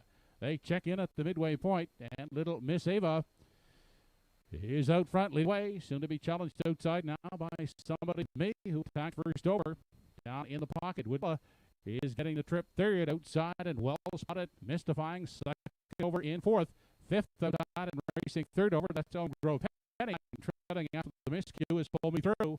They race to the back straight in 3. Out 3 wide. Mystifying is circling up now with Command to take over the lead. Opening up now by right on her back. Second, though, is Elm Grove Penny. Now dropping back at the rail is a 3rd. They race on over to the 7/8, and Mystifying is out there by 2.5, 3.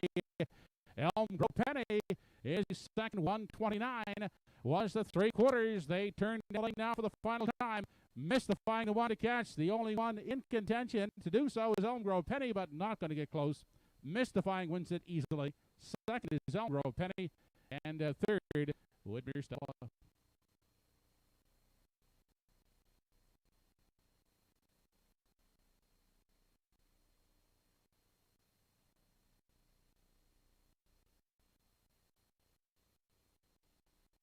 by 7 2/5.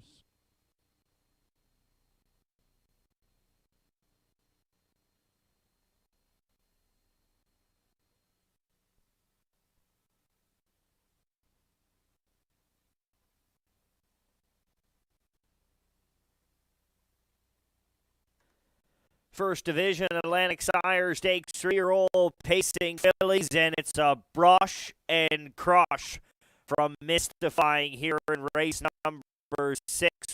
Miles Pefferman used rail control. He rolls 28 and 4 and 3. Barrio gets spotted second over with Mystifying. He lets her go 3 wide up the backstretch. She gobbles him up and opens up, and Barrio is tugging at the wire. Mystifying makes it 4 for 5 in 2021 while throwing a 28 and 2 closer at them. She looked mighty impressive here in race number 6.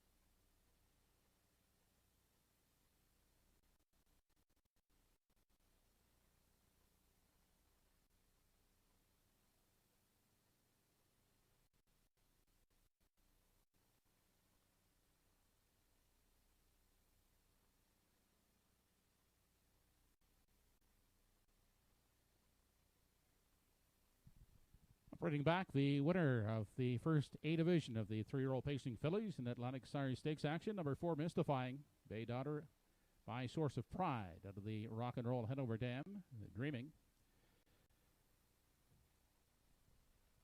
Badero and Gordon McLean, along with Stephen Downey, trained Badero McLean, and driven this evening by Gilberto, Mystifying, pacing at 157 2/5.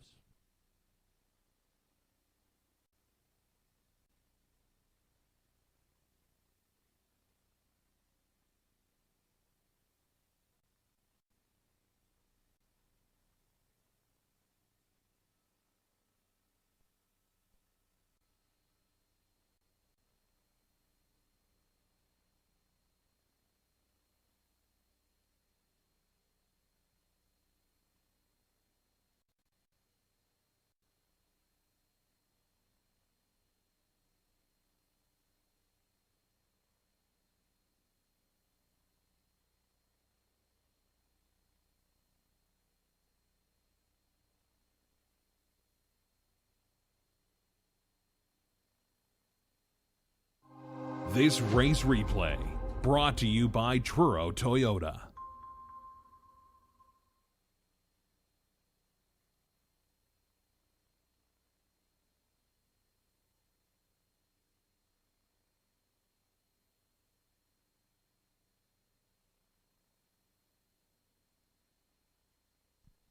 Race 6 is official.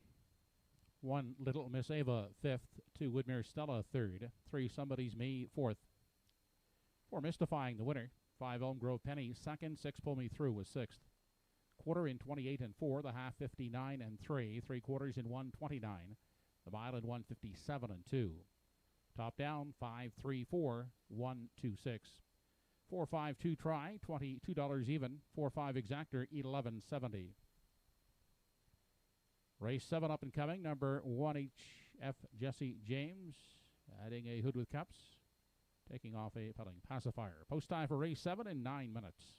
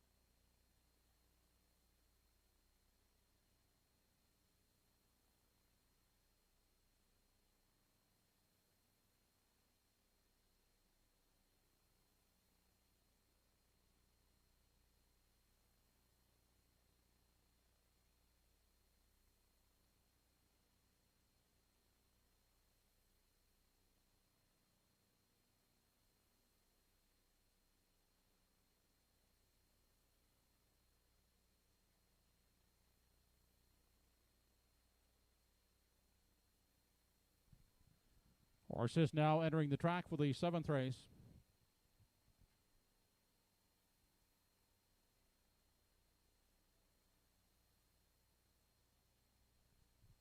Number 1 is HF Jesse James, owned by Orly and Rick Beaumont. Miles Heffernan driving.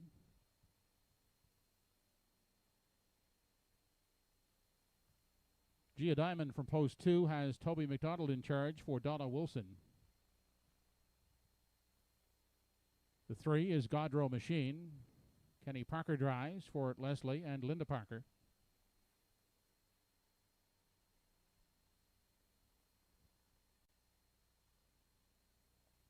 Bernard McCollum aboard number 4, Brookdale Jim, owned by Doug Polly Jr. and Sr.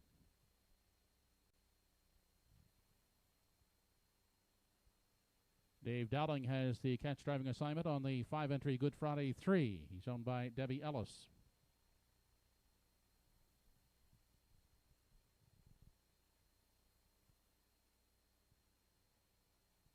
Aurelie Beaumont's Silent Rescue will leave from post 6 for Gerard Kennedy.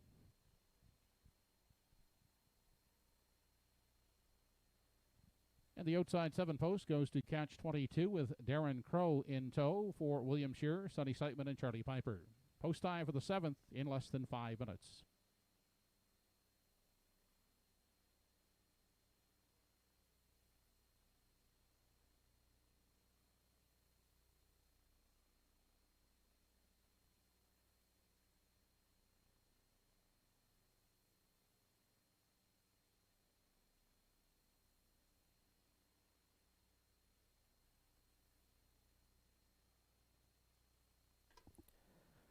Well, we're halfway through the card here at Truro Raceway this evening. Non-winners, 1,001 last 5 or $300 last 4 starts. Non-winners, 7 races. Life, a purse of $1,600. Triactor Exactor wagering here in the 7th. We're landing with the betting public at 4 to 5 on the 5. Good Friday 3. This horse just seems to have a new lease on life since removing the hobbles this season. You'll see there he shows a win, 2 back at 157, closed it out 30-4. Last week finished 3rd, 30-1 on the end of it, a mile and 157-1. Collared that day by Ashes to Diamonds. Gotta like the move from Jeff Ellis, too, one of the premier reinsmen here in the Maritimes in David Dowling. We'll have to use him on top. For second, we're going to the 4, Brookdale Jim. Bernard McCollum will do the driving on the 7-year-old son by Articulator. 3 starts this year, all of them on the board. If you look back to last year, he scored 155-4 over the Truro Oval. Been trending in the right direction here with a 2/3 and a second in their last 3 starts, including last time out a big mile, 29-2 closing quarter for a mile and 157 flat. For third, we were looking for a little bit of a price on the 7, Catch 22. Will reunite with regular driver Darren Crow here today. 3 wins last year from 28 starts, of season's best of 156 flat. This horse has just been picking up no trip luck, June 20th. We'll throw that one out, no tightener. And then last week just never found himself into it with Danny Romo in the driver's seat. Back with Crow here today. We hope that they might reunite on some magic. So we're going 5, 4, and 7 here in the 7th.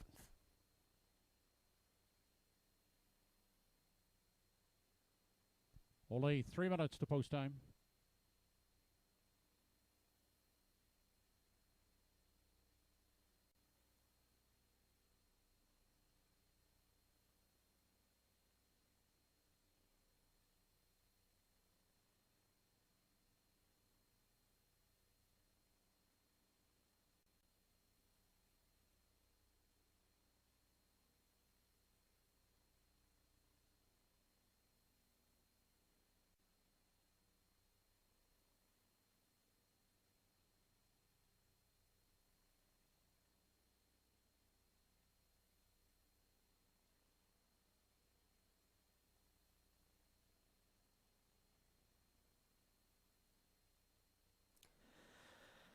Down to about 2 minutes here until race number 7. Racing over a good track at Truro Raceway here. There's a good look at the one. HF Jesse James. Miles Heffernan will get the catch driving call. He's got this fella up on the iron.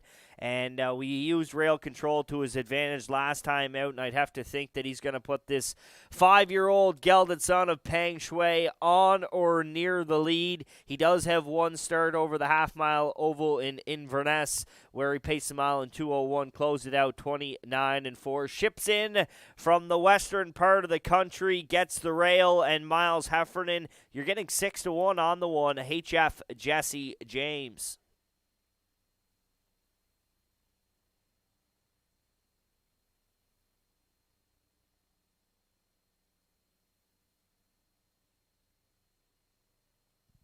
Only 1 minute to 7th race post time.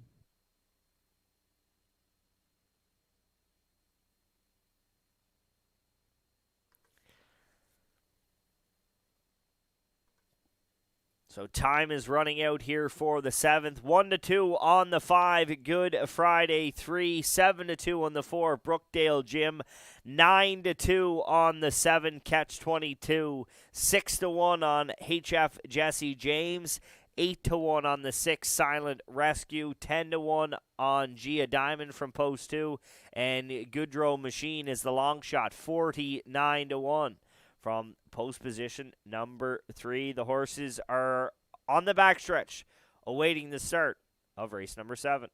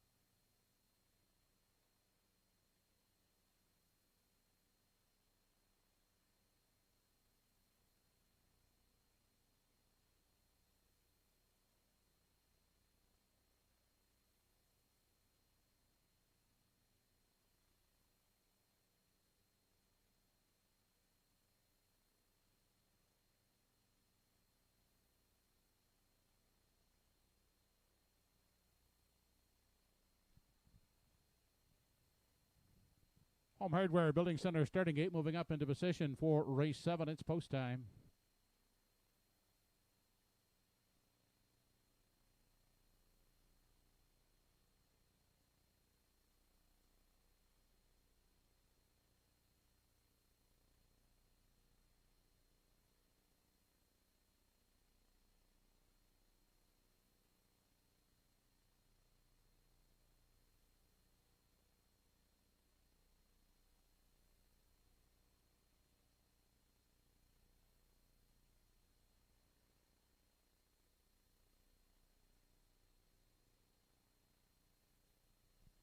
Race number 7 of the evening. HF Jesse James, Gia Diamond, Godrow Machine, Brookdale Gym, Good Friday 3, Silent Rescue, and Catch 22.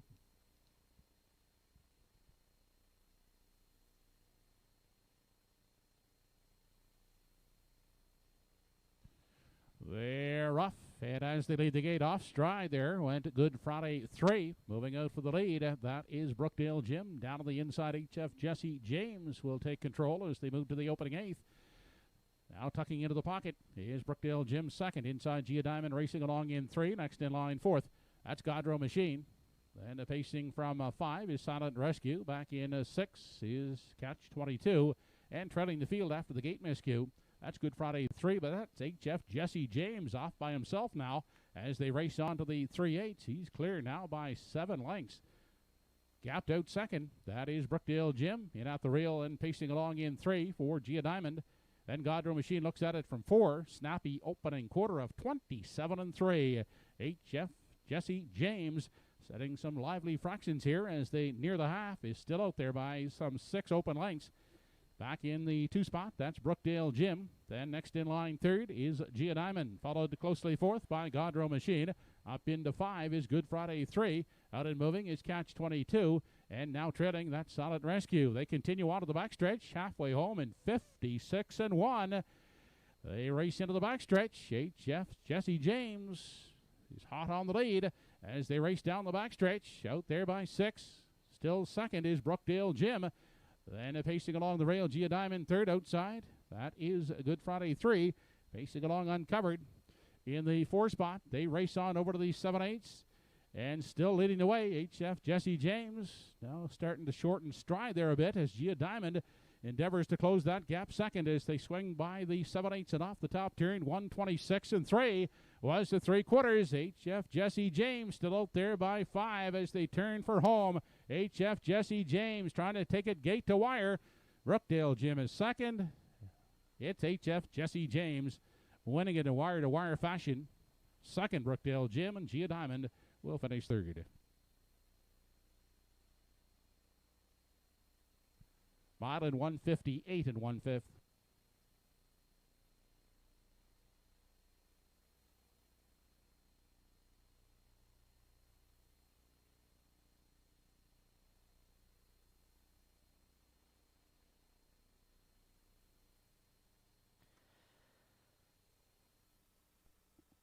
Catch me if you can, says HF Jesse James and conductor Miles Heffernan here in race number 7. They use rail control and they were missionized through 27-3, 56-1. Good Friday 3 made the miscue off the gate and it left the doors wide open for Miles Heffernan to bottom them out through 1:26.3. This horse good and tired at the wire, but for a good reason. He rolled some hot fractions on a sloppy night at Truro Raceway, but he'll return a going away winner. HF Jesse James wins his first on Nova Scotia soil here in race number 7.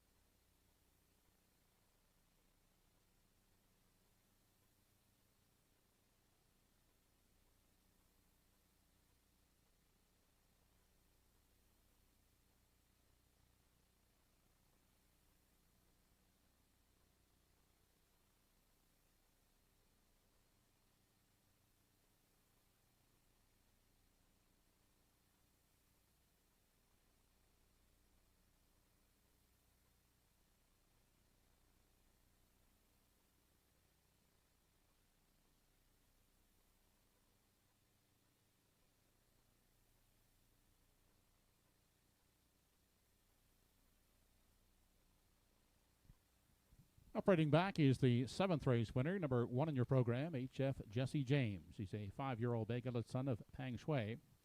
The chemistic Dam Kinda Funky. He's owned by Oralee Beaumont and Rick Beaumont Jr. of Judic. Donald Kennedy does the training. Miles Heffernan did the catch driving. HF Jesse James, wire to wire, 1:58 1/5.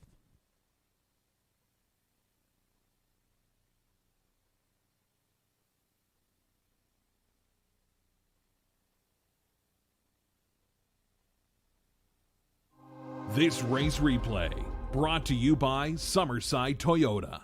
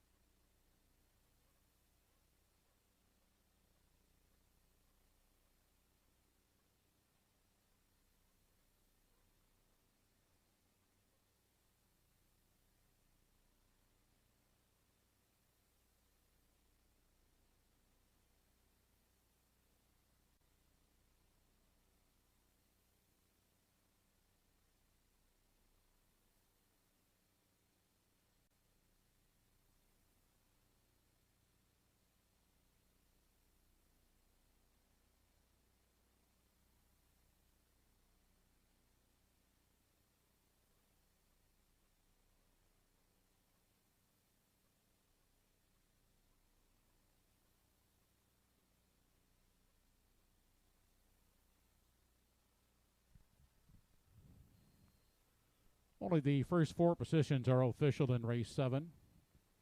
1 HF Jesse James, the winner. 4 Brookdale Jim, second. 2 Gia Diamond, third. And 3 Godrow Machine, fourth. Upcoming in race 8, second A division of the 3-year-old fillies. 5 starters, no changes. Post time for race 8 in less than 9 minutes.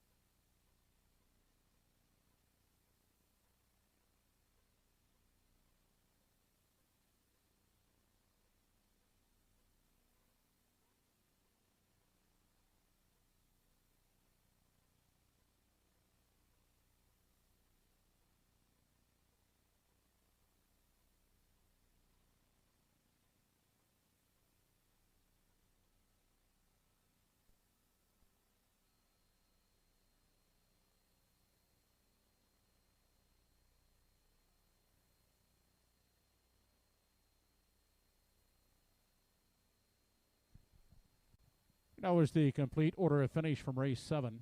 Number 1 HF Jesse James, the winner. 2 Gia Diamond, third. 3 Godrow Machine, fourth. 4 Brookdale Jim was second.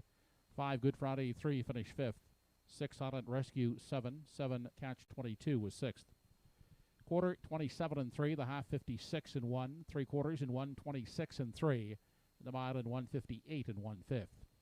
Top down in review. Your card should read 1342576.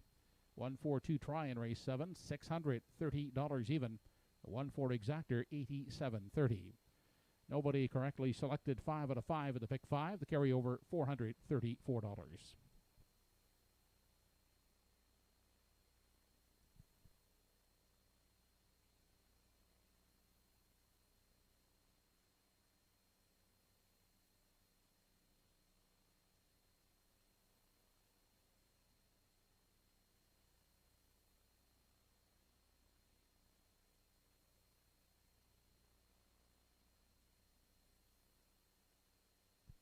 The fillies are now entering the track and on parade for the 8th race. It's the A division of the 3-year-old pacing fillies. They go for a purse of $7,080. From post 1 is Rock on Harriet by Darlene Compton, Neil McKinnon, and David McDonald with Gilles Barrio at the lines. Walter Chevrolet will sit behind the 2, A Spoonful of Sugar, owned by Jennifer Baxter, Matt Williams, and Cam McPhee.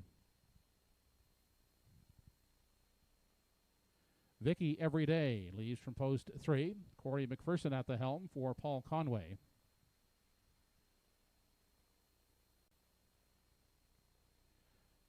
Number 4 is Tobin's Brownie, owned by James Quinn, Carl Peterson, Amy Lackey, and Brittany Watts, with Dave Dowling at the controls.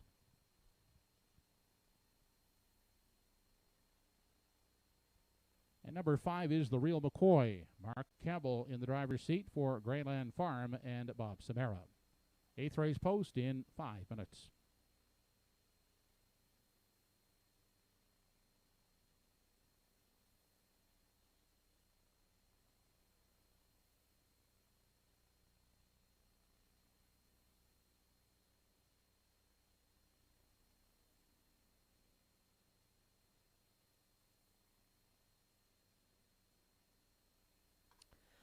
Another stellar-looking group here for a purse of $7,080. 3-year-old pacing fillies, Atlantic Sire Stakes, A Division, 4 minutes until race number 8, and how can you not go to the 4 Tobin's Brownie in here? Current second choice at 2-1. Here's a filly that was the dominant of this field as a 2-year-old. 9 victories from 13 starts, 11 on the board finishes, over $50,000 in seasonal earnings. Now, we would have liked to seen this filly with a start underneath her belt, but when you got that many wins in your card, you're facing some pretty tough customers on Prince Edward Island. So she does have 2 qualifiers underneath her belt, 2 minutes and 2/5 and 1:59 and 3.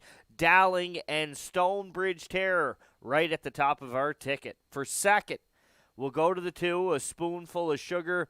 A bang-up filly in her own right. Only 7 starts last year. 4 victories, just shy of $30,000. She'll team up with Walter Chevery here today for trainer Joe Baxter. Qualified second to Woodmere Steel Deal, 28-1, 1 mile 58-2. She'll make her first start of her 3-year-old campaign here today. There's a good look at her, currently at 8-5. And for third, we're going to the rail with Rock On Harriet. Jeff Holmes, the trainer. Jill Berrio will handle the catch driving duties here from post position 1. Does have 5 starts in 2021. 3 of them are on the board. Second last time out, 1 mile 1:57-2 for Rock On Harriet. Again, a nice compact field of 5. We're going 4, 2, and 1 here in the 8th.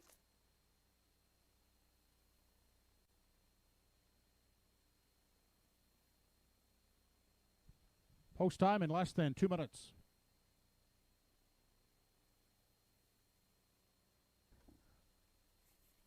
Compact field here in the 8th. Want to mention the 3, Vicky Everyday. Corey McPherson will do the driving here. Fresh off a victory at Summerside on the 25th of June in 1:58-1. Close it out 29-1. 4 for 8 on the board. Over $15,000 in lifetime earnings does the daughter of Cougar Hall. She'll get post 3 at 6-1.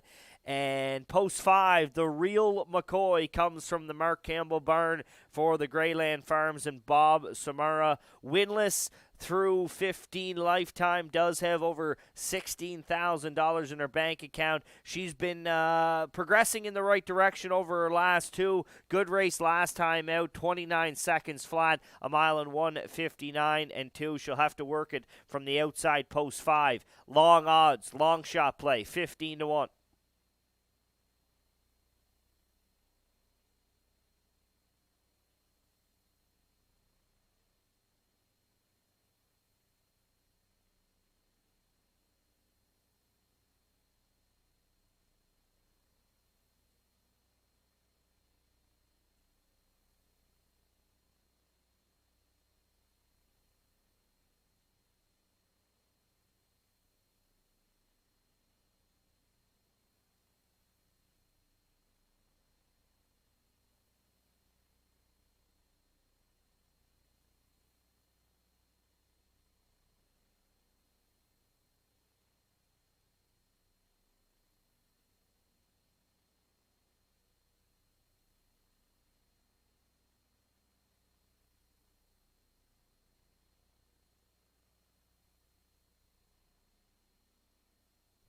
Final call to make your selections on race 8. Only 1 minute to post.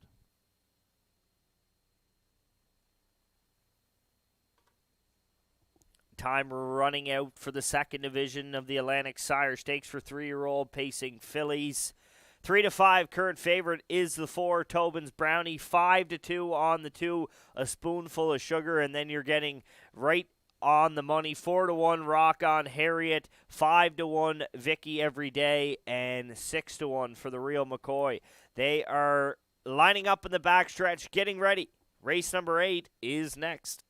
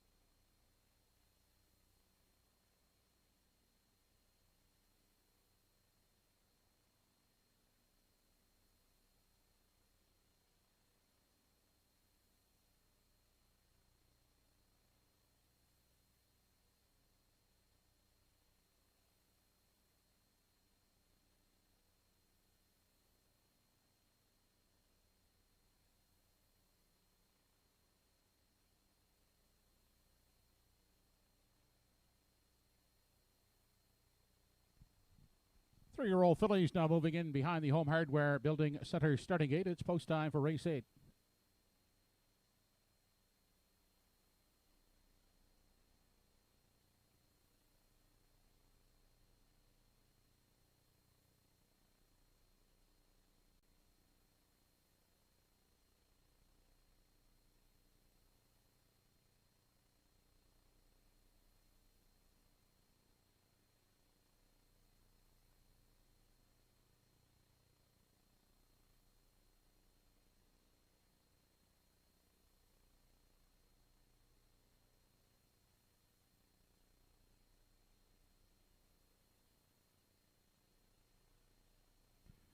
Race number 8 of the evening. Atlantic Sire Stake, 3-year-old pacing filly A division. Purse of $7,080. Rock on Harriet, A Spoonful of Sugar.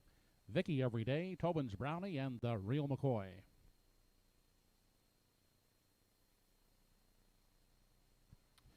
They're off with Tobin's Brownie getting the first call. Down at the rail, Rock on Harriet is out alertly as they race into that first turn. Also leaving out A Spoonful of Sugar. Into that first turn, they head to the opening 8th, and A Spoonful of Sugar will emerge with the lead. Away second is Rock on Harriet. Tobin's Brownie settles for the 3 spot. Back in 4th is Vicky Everyday, and away at the back of the field, that's a Real McCoy. Fillies are racing through the backstretch in single file fashion as they arrive at the quarter. A Spoonful of Sugar leads the way out there by 3. Rock on Harriet in pursuit second, third. That is Tobin's Brownie. Next in line out of 4th is Vicky Everyday, and the 5th one is the Real McCoy. Opening panel, 28 and 4/5 seconds. No change as they make their way off the top turn. A Spoonful of Sugar on an uncontested 2.5 length lead as they approach the half. Racing along in the 2 spot is Rock on Harriet. Looking at it from 3. As they check in at the halfway point is Tobin's Paradise back in 4. Vicky Everyday, and the 5th one is the Real McCoy. Still no change. 59 seconds was the half. On to the backside. Final time, A Spoonful of Sugar. Still out there by 3 lengths. Here comes Tobin's Brownie. Now kicking into gear. Driving up to second. Inside third is Rock on Harriet. Back in 4. Vicky Everyday and the Real McCoy. They race past the 3/4 mile mark. And A Spoonful of Sugar now has to deal with Tobin's Brownie as they race on over to the 7/8. And Tobin's Brownie is forging to the top.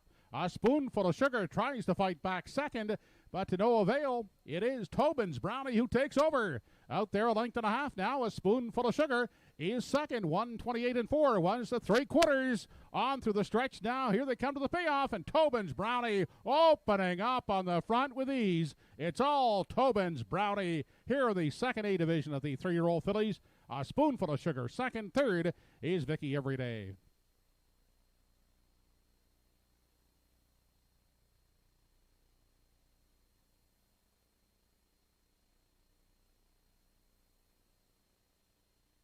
Mile in 1:57 and 3/5.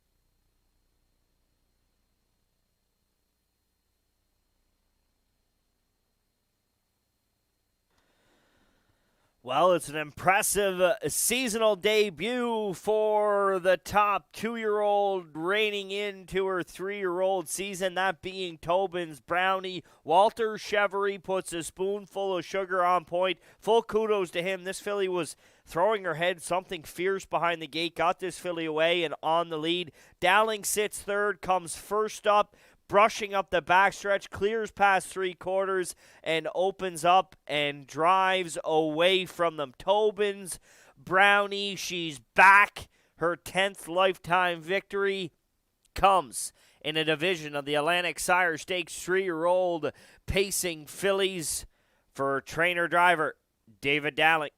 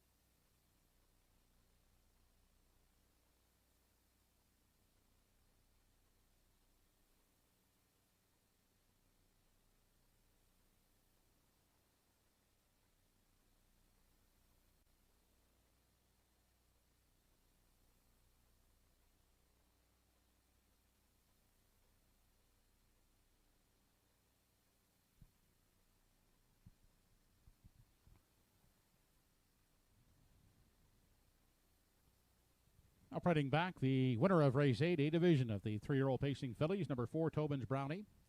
Bay Daughter of Stonebridge Terror, one of the Grin from Ear to Ear Dam, Putnam Mackenzie. Spread by Wendell Williams. Now owned by James Quinn, Carl Peterson, Amy Lackey, and Brittany Watts. Trained and driven by Dave Dowling. Tobin's Brownie, pacing in 157 3/5.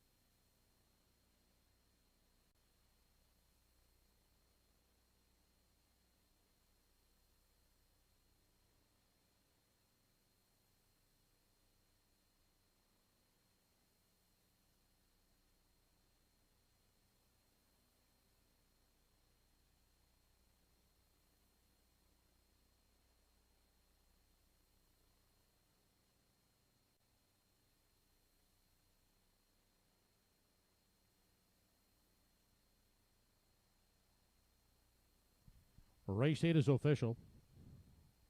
1 Rock on Harriet 5th, 2 A Spoonful of Sugar 2nd, 3 Vicky Everyday 3rd, 4 Tobin's Brownie the winner, 5 The Real McCoy 4th. Fractions 28 and 4, 59, 128 and 4 in the mile and 157 and 3. From the top, 5, 2, 3, 1, 4. 4, 2, 3 try in race 8, $21.90. 4, 2 exactor, $4.80. Coming up in the 9th race, number 5, Credit to Burn, has been scratched lame. 9th race post in less than 9 minutes.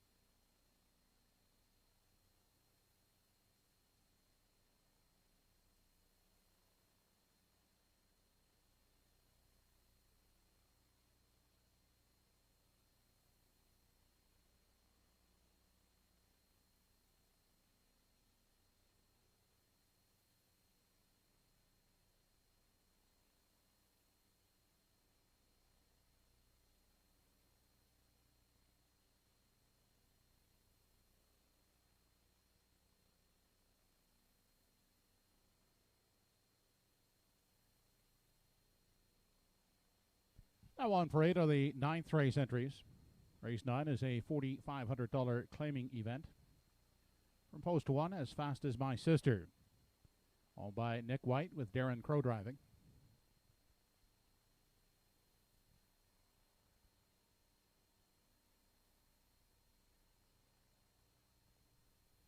Mallory Nogler, Andrea, and Ryder Matthews Renison are the owners of number 2 Real Big. Dave Dowling gets the call.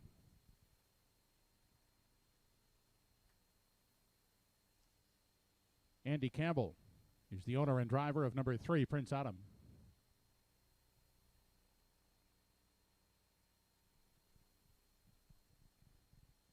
Corey McPherson will drive number 4 N with an E for owners Andrea and Ryder Matthews Renison and Annette Matthews. Number 5 has been scratched.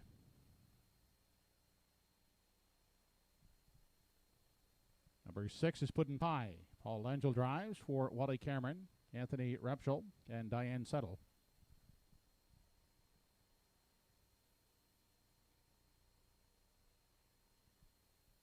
And Dave Curry will pot up the 7 Don't Stand in My Way for Chuck O'Connor, Zachary, and Helen Landry. Post time for the 9th in 5 minutes.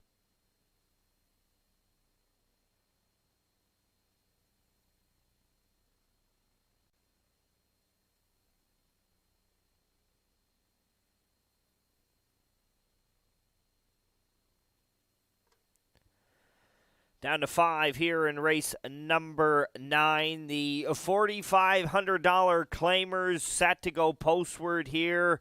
5-2 morning line, 10-1 on your betting board. Real Big hits the top of my ticket. The 10-year-old gelded son of Mr. Big. George Renison does the training. He's going to turn the lines over to David Dowling, who we've seen in the winner's circle in race number 8. This horse is going to drop in. He shows the $6,500 claimers there on April the 25th. And he'll drop in for 45 here today. Draw post position number 2 for the catch drive on David Dowling. Shows 3 wins last year from 27 starts, a 57-4 seasonal best over Truro Raceway. Will put him on the top of our ticket. For second, we're going to the rail. As Fast as My Sister. Darren Crow for trainer Nick White was a winner at this level. 2 back in 2 minutes. Last week, just had a horrendous trip. Had to come first up early. Was able to hang around and finish third, pacing a mile in 1:59.1. We like 8-1 on that daughter of Pet Rock. For third, we're going to the current favorite, Puddin' Pie. Shows that unbelievable gate speed. Paul Angel utilized it to perfection last week. Was able to bottom them out and defeat this same class, same level that this one is at today. Has post 6, so we think that this one will be forwardly placed. Some inside speed, some speed from the outside. We're going 2, 1, and 6. With 3 to go until race number 9.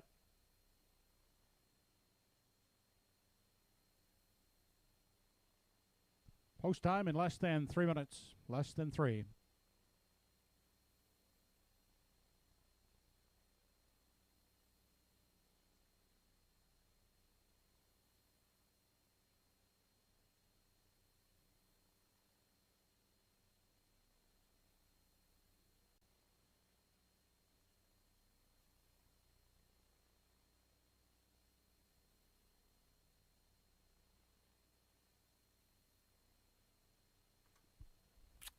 So the 5 is out here in race number 9, scratched down to a field of 6.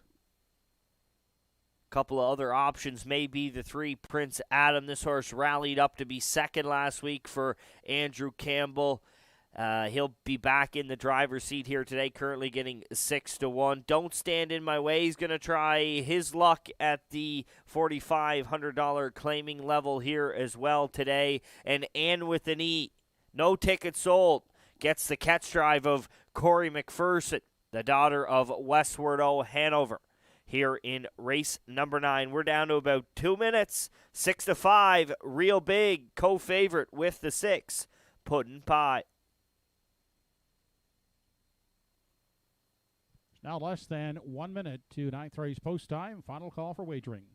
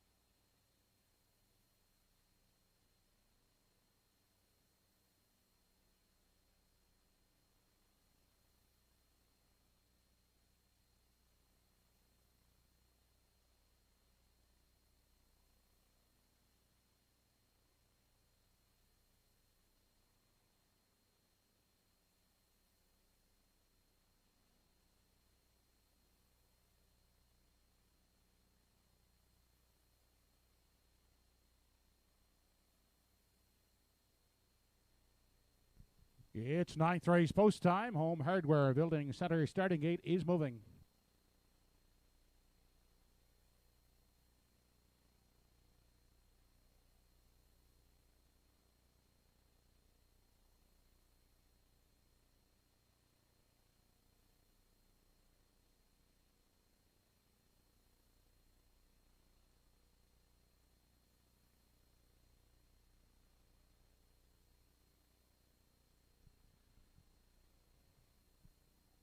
Race 9 of the evening. As Fast as My Sister, Real Big, Prince Adam, and with an E, Puddin' Pie, and Don't Stand in My Way.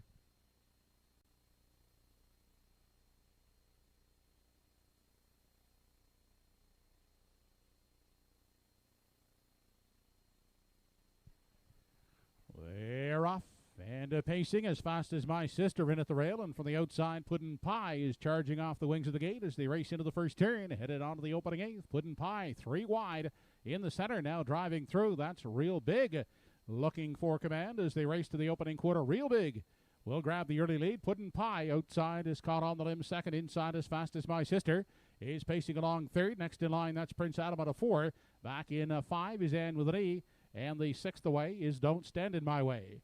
They continue into the turn, and Real Big has parked out Puddin' Pie as they continue on to the 3/8. As Fast as My Sister is sitting in at the rail, pacing a third, then a gap of 2.5 back to Prince Adam, who looks at it from 4.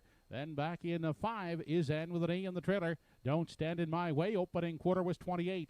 And 3/5 seconds. They're still battling on the front end for the lead as they check into the half. Puddin' Pie on the outside at the rail is Real Big. Those two slugging it out as they race to the 5/8 now. As Fast as My Sister enjoying the journey in the pocket, but is locked up in 3. Outside traveling from 4 as they continue on to the backstretch. Now for the final time is Ann with an E. Inside Prince Adam, nowhere to go from 5, and 6th is Don't Stand in My Way on through the backstretch. Final time 57-3.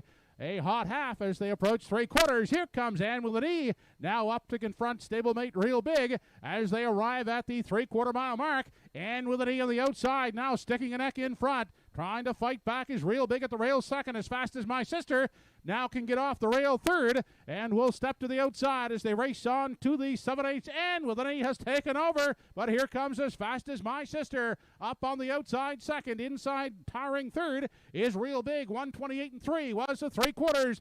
Ann with an E trying to fight off As Fast as My Sister on through the stretch. As Fast as My Sister. Ann with an E right down to the line. As Fast as My Sister up to win it. Ann with an E second, and Prince Adam.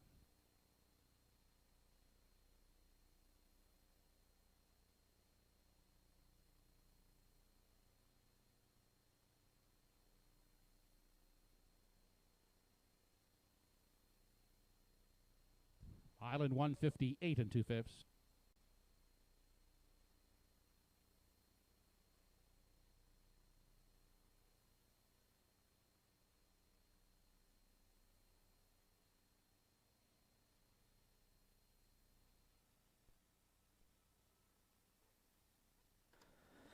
Lots of action here in race number 9. David Dowling had a plan with Real Big, and it did not include Puddin' Pie and Paul Langell. They battle 28-3, 57-3. The stablemate of Real Big, and with an E, capitalizes up the backstretch on a 3-wide move from Corey McPherson. They clear up, but it was the pocket riding As Fast as My Sister who slips out up the backstretch around the last turn, is able to nail it on the line.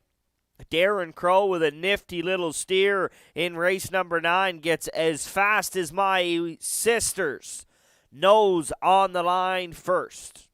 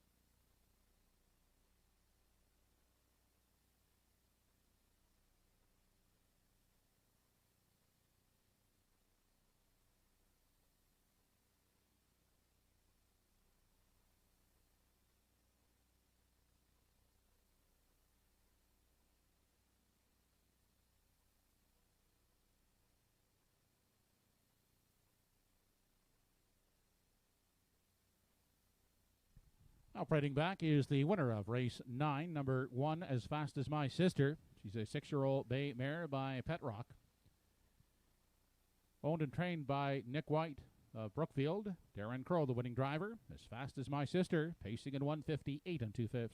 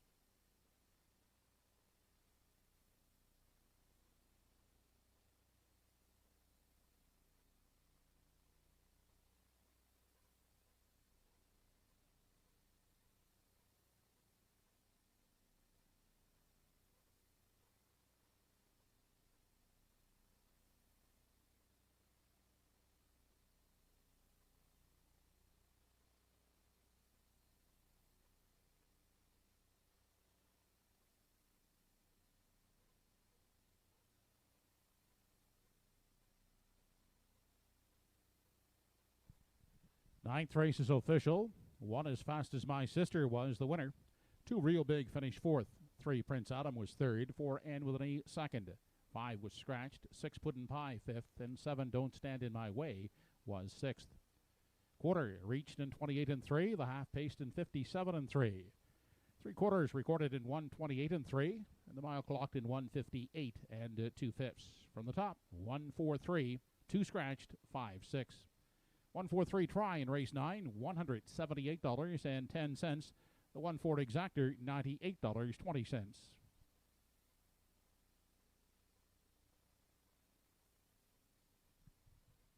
Final division of the 3-year-old pacing fillies in Atlantic Sire Stakes action upcoming in race 10. 6 starters, no changes to your programs. Post time in 9 minutes.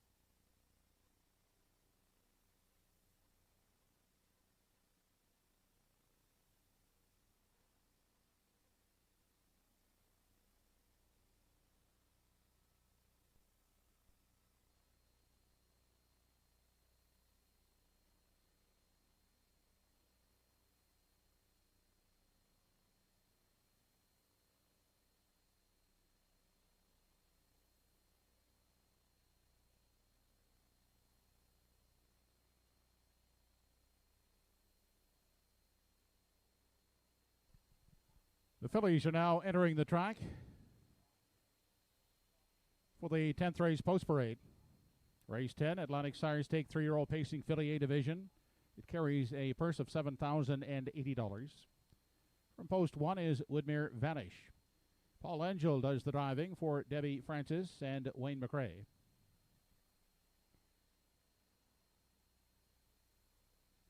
Mark Campbell will catch drive from post 2, Southfield Sky for Southfield Farms Incorporated.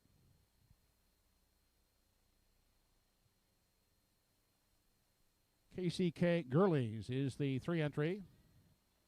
Mike McGuigan drives for Jim Whalen Jr.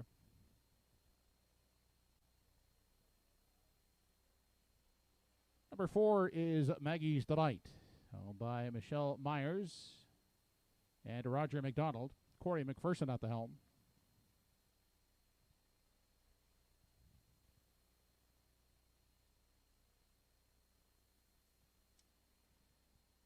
Kenneth and Susan Lauthers are the owners. Darren Crow, the driver of number 5, Woodmere Leah.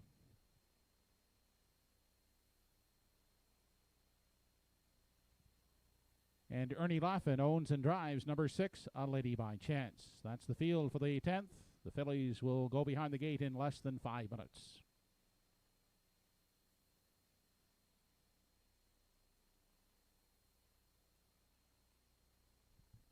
Ladies and gentlemen, please be advised that due to a malfunctioning wing on the starting gate,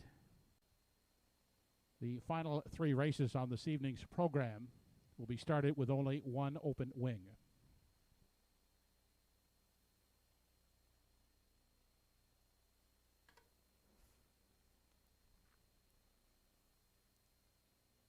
Five minutes to go here. Final division for $7,080. Atlantic Sire Stakes 3-year-old pacing fillies.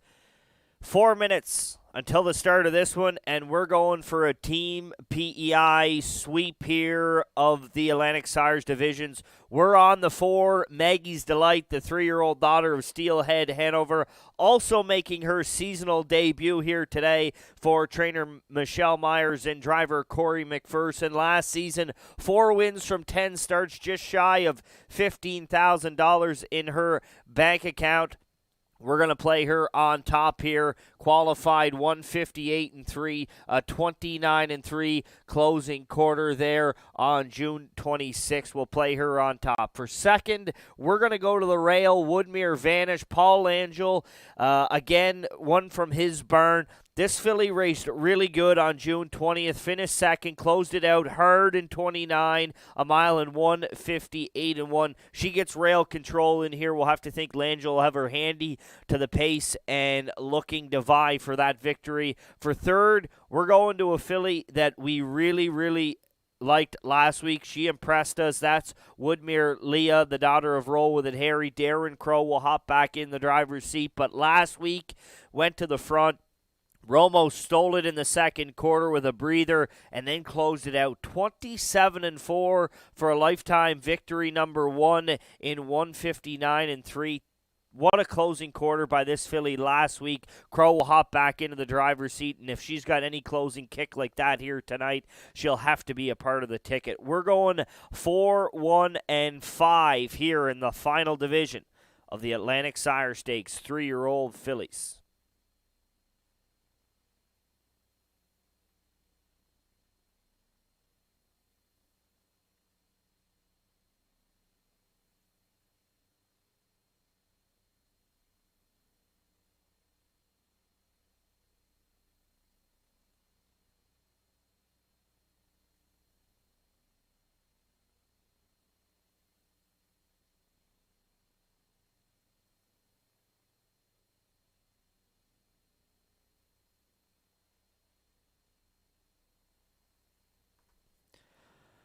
Down to 2 minutes here for race number 10. Another great-looking betting board here for these 3-year-old fillies here this evening. Current favorite is the 1, Woodmere Vanish, 8-5.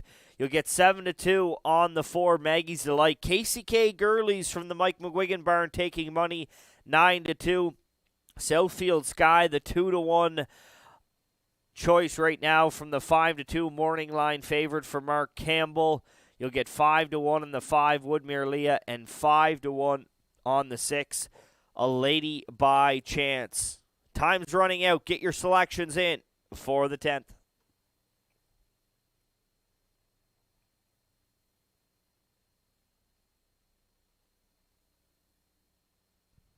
Only 1 minute to post time. Last call.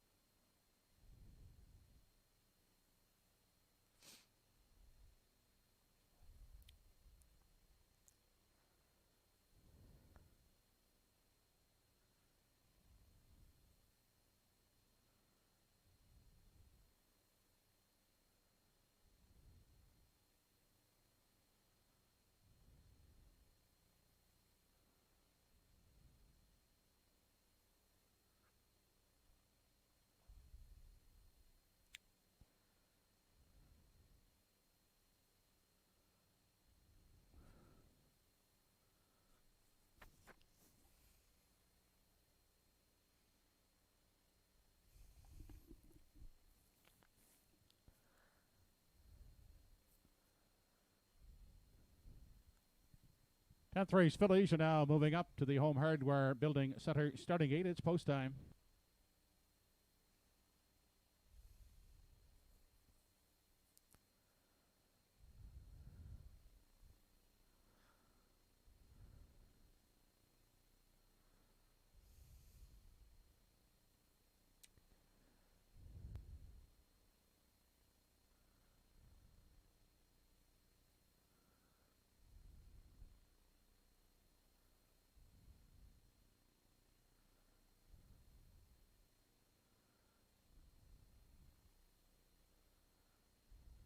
Tenth race of the evening, Atlantic Sire Stake, 3-year-old pacing filly A division.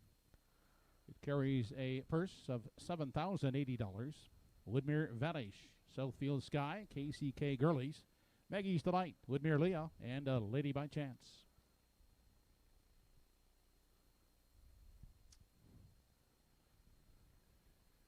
They're off. And a quick off the gate. That's Maggie's Delight out in search of the early lead. Woodmere Vanish moves out quickly from the rail as they race into that first turn onto the opening eighth. Woodmere Vanish on top. Caught 3 wide in that turn. Maggie's Delight presses on the inside and getting away third. That's Southfield Sky backing off to fill the gap in 4 is KCK Girlies. Then next in line, Woodmere Leah in 5, and the last away is A Lady by Chance. They continue on past the opening quarter, led by Woodmere Vanish. Now quickly driving up on the outside, Southfield Sky. He's driving up now to take control as they approach the 3/8. That is Southfield Sky on top. Woodmere Vanish now relegated to the pocket. Next in line in 3. That is Maggie's Delight. Then KCK Girlies looks at it from 4 and will step to the outer tier. Then a back pacing in 5. Woodmere Leah, Lady by Chance, is sitting at the back. 29-3 was the quarter. They race on past the midway point, and they're led by Southfield Sky. Quickly coming to call on the outside. Here comes KCK Gurley's with a rush. Now up to engage the leader as they dip into the lower turn on their way to the 5/8. KCK Gurley's is pressing on against Southfield Sky as they race into the backstretch for the final time. KCK Gurley's a slight lead, but fighting back with rail control. Southfield Sky re-emerging with the lead as they straighten out through the backstretch for the final time. Southfield Sky stepping it up on the front. Now out there by a length and a half. On the inside, Woodmere Vanish reclaims second. Then coming 3 high, Maggie's Delight. As they race on to the 7/8, 59 and 2 was the half, 3/4 and 1, 28 and 2. It's Southfield Sky, a length and a half on Woodmere Vanish. Outside as they continue off the top turn and straighten out for the stretch drive. Southfield Sky opening up now to 2.5.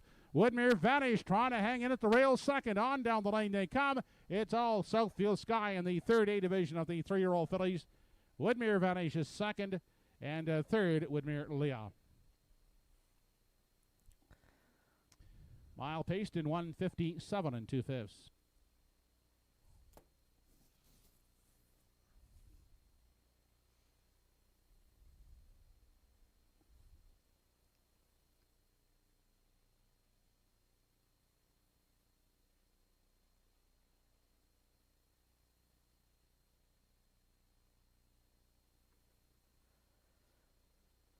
Well, Team PEI brought the A game here to Truro Raceway with their 3-year-old pacing fillies. In this one, it's a Mark Campbell special. He lets them get settled away. Right line's going to the quarter, puts this filly on the front through a half and 59 and 2. Mike McGuigan comes rushing with KCK Gurley's going to the 5/8. Southfield Sky puts her away with ease, and then it was just coasting on home from there on out. She's able to win going away. Woodmere Vanish sat the pocket, finished second. Darren Crow, Woodmere Leah rallied up for third, but it's a no-doubter. Southfield Sky doubles up Mark Campbell at Truro Raceway on a Friday evening.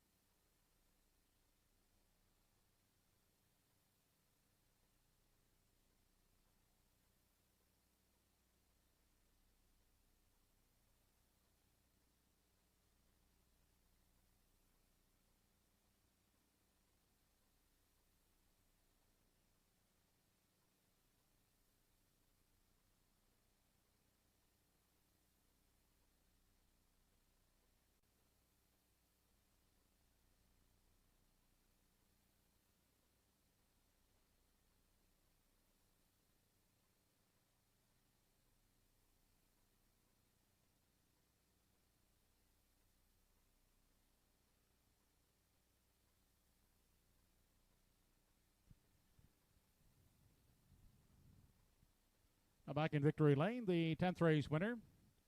Onyx Sire's 3-year-old pacing filly A division goes to Southfield Sky.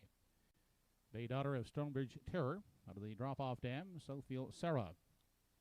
Bred by Southfield Farms Incorporated of Summerside. They're also the owners. Glenn McKay trains. Mark Campbell on the bike. His second winning drive on tonight's program. Southfield Sky paces the mile in 1:57 and 2/5.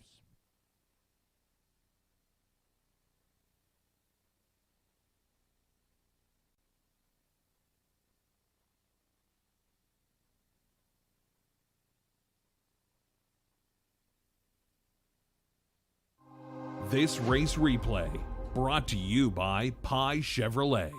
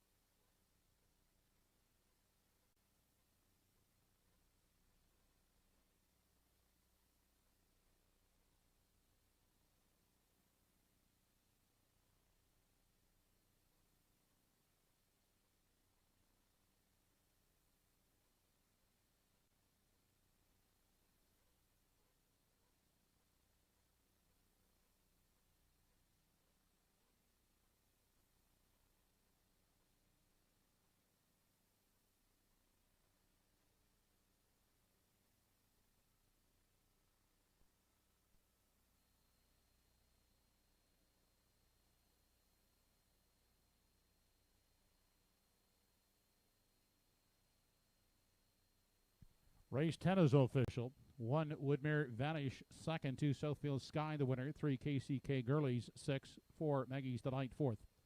5 Woodmere Leah, third. 6 A Lady by Chance, fifth. Fractions 29 and 3, 59 and 2, 128 and 2 with the mile, 157 and 2. Rechecking your cards, top down 216-435. 215 try in the 10th, $34.20. The 2-1 exactor, $11.90.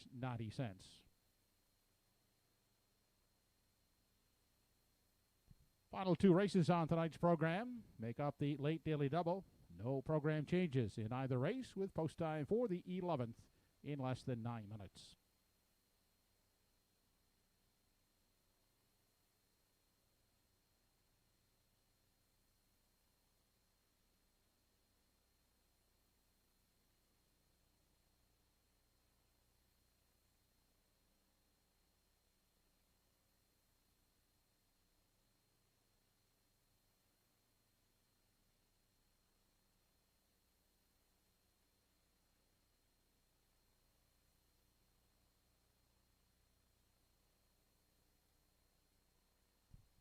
Just an update on the starting gate. The final 2 races on the program will be started with the both wings closed.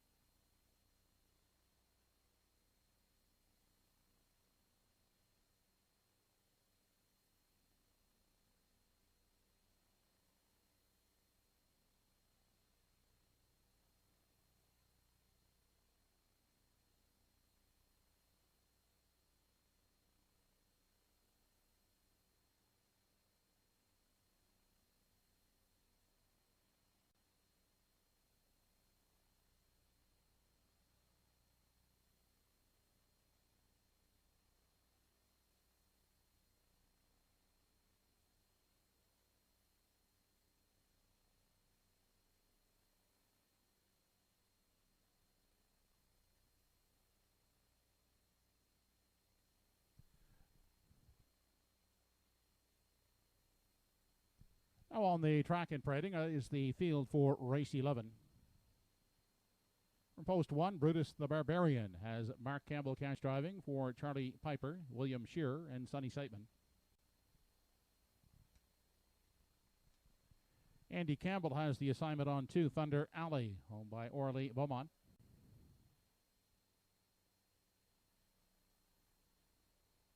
Corey McPherson will drive from post 3, Rusty Riley.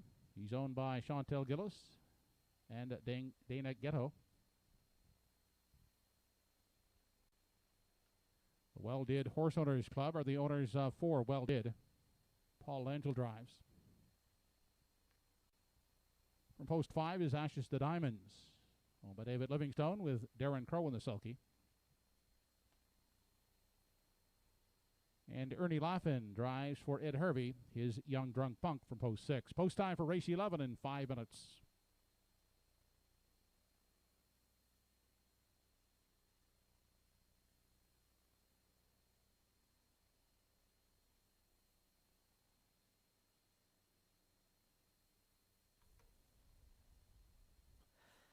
It's the feature race winners over of the card here at Truro Raceway. Race number 11 features the daily double, triactor, and exactor wagering.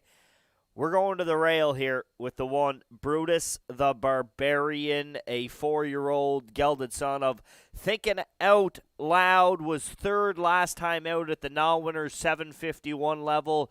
Ran into a red-hot wind blowing on that day. Charted a mile in 1:57 and 2. The week before that, raced this level, finished fifth, a mile in 1:56 and 2. He'll pick up the catch driving services of Mark Campbell here this evening, who already has 2 winners on the card with rail control.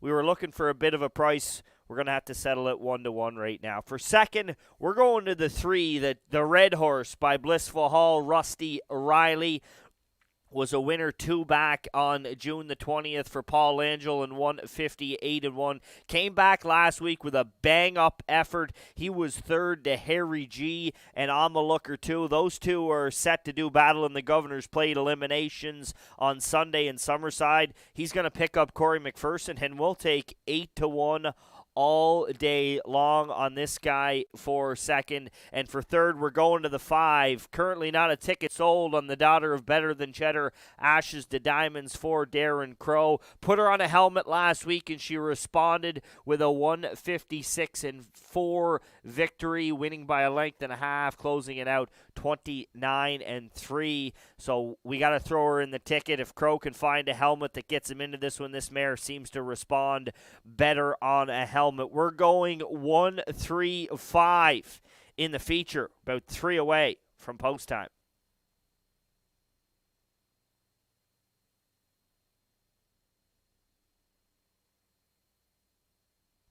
Only 3 minutes, 3 to post time.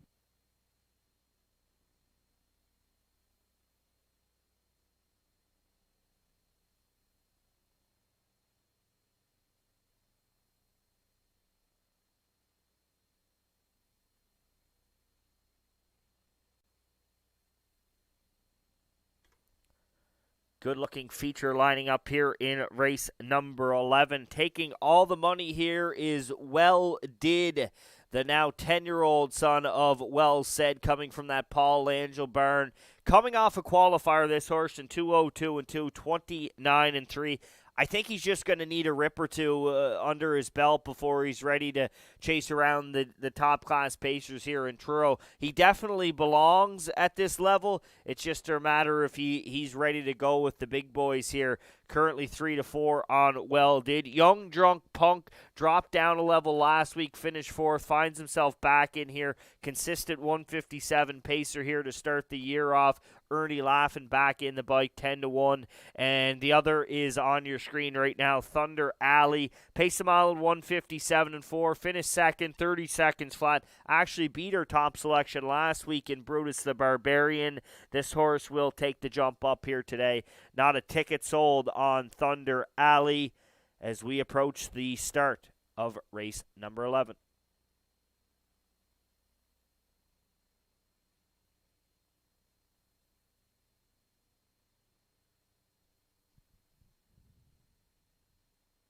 Last chance for wagering on race 11. 1 minute.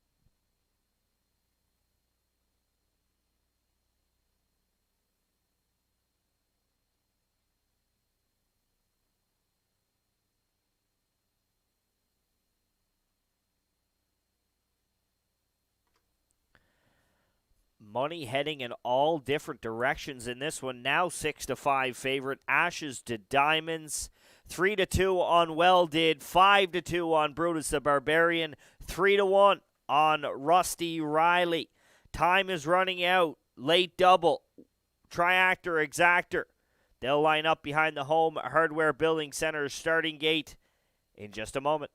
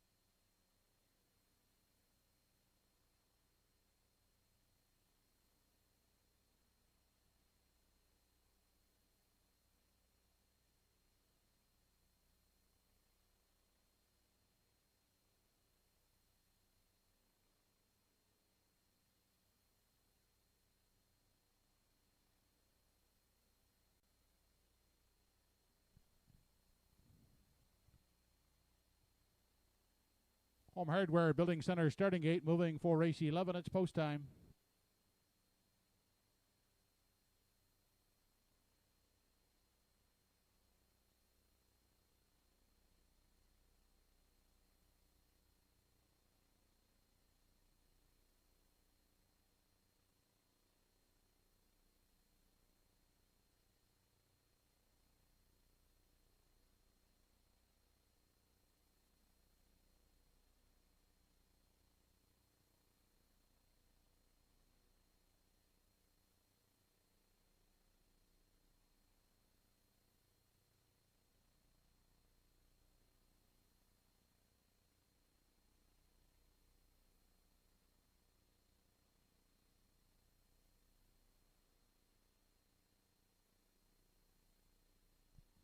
Race number 11 on the program. Brutus the Barbarian, Thunder Alley, Rusty Roddy, Well Did, Ashes to Diamonds, and Young Drunk Punk.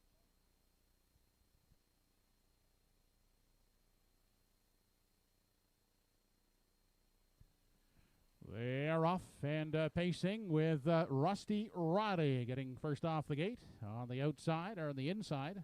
Now filling the pocket is Thunder Alley, dropping into the 3 spot. Ashes to Diamonds, unhurried back in 4. That's Well Did. The 5th one away and off stride there is Young Drunk Punk. Moving up on the inside, up into the 5 spot, Brutus the Barbarian. They race on over to the opening quarter, and they're led by Rusty Roddy out there a length and a quarter. The pocket sitter is Thunder Alley. Then next in line from 3, Ashes to Diamonds. Tied up in 4, that's Well Did. Gapped out racing in 5, Brutus the Barbarian. And back down pacing at the back after the early miscue is Young Drunk Punk. They're single file as they near the 3/8, 30 and 2.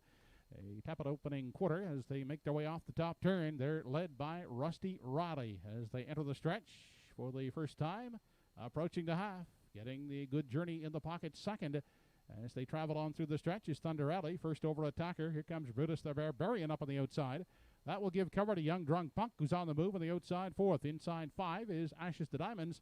And now trailing is Well Did into the lower turn. They head to the 5/8, the half, in a leisurely 1:02 for this class as they head into the backstretch. Rusty Roddy is still the leader. Up on the outside, Brutus the Barbarian is trying it first up inside and looking at it from 3. That's Thunder Alley. And outside, covered up in 4, is Young Drunk Punk. They arrive at 3/4 and stepping it up now. Rusty Roddy is out there by 2. Trying to stay with him second is Thunder Alley. Brutus the Barbarian on the limb is a tired 3rd inside and pacing 4th. That is Ashes to Diamonds. They race past the 7/8 now, and Thunder Alley abandons the pocket. Up alongside Rusty Roddy with less than an 8 to come. 1:28 and 3 was the 3/4. They turn for home. Rusty Roddy will try to fend off the pocket sitter, Thunder Alley, who's reaching up on the outside, but Rusty Roddy digs in and will prevail. Second is Thunder Alley. 3rd, Ashes to Diamonds.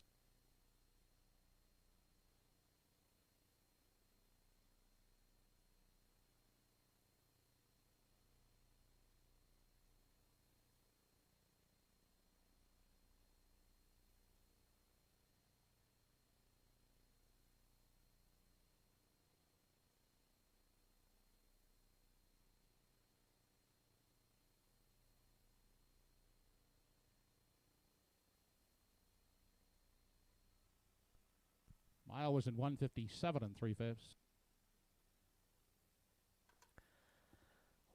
Well, the little red horse and Corey McPherson might have sang them right to sleep in the first half of this one, as track announcer Joe Kelly alluded to. A leisurely opening half of 1 minute and 2/5. McPherson kicks the gas up the backstretch, 28 and change. It was Thunder Alley coming off the back to give a push around the last turn, but McPherson is able to close it on out here in the feature in race number 11. The Island Boys are having themselves an evening in Truro, Nova Scotia.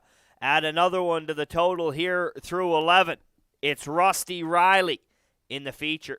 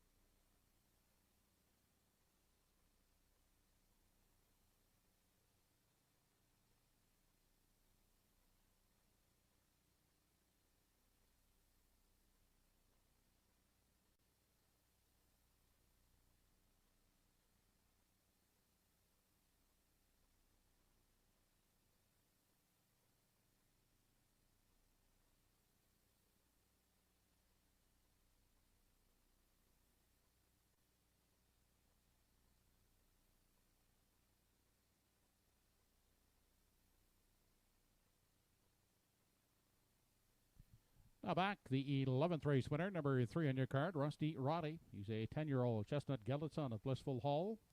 By Chantel Gillis and Dana Ghetto. Trained by Paul Angel and driven to victory this evening by Corey McPherson. Rusty Roddy, 157 3/5.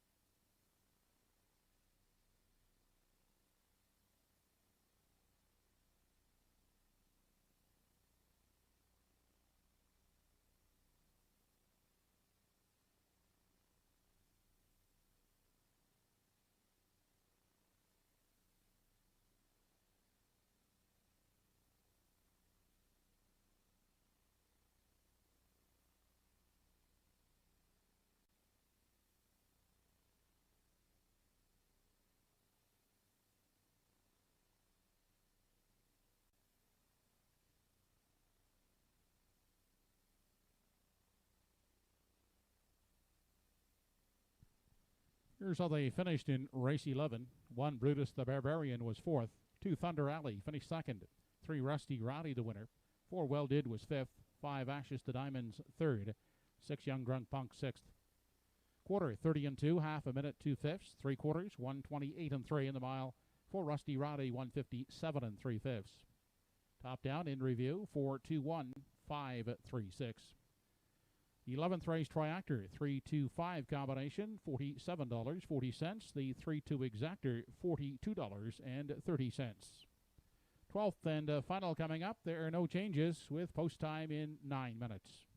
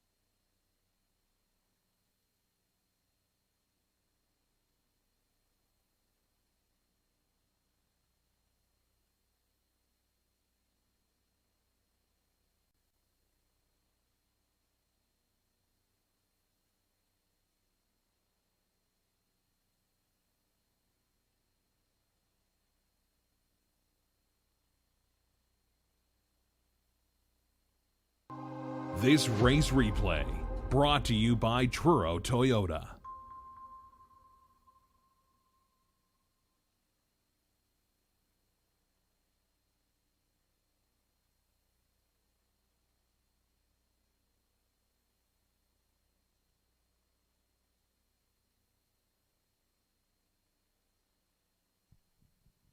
Andy Campbell, contact the paddock office.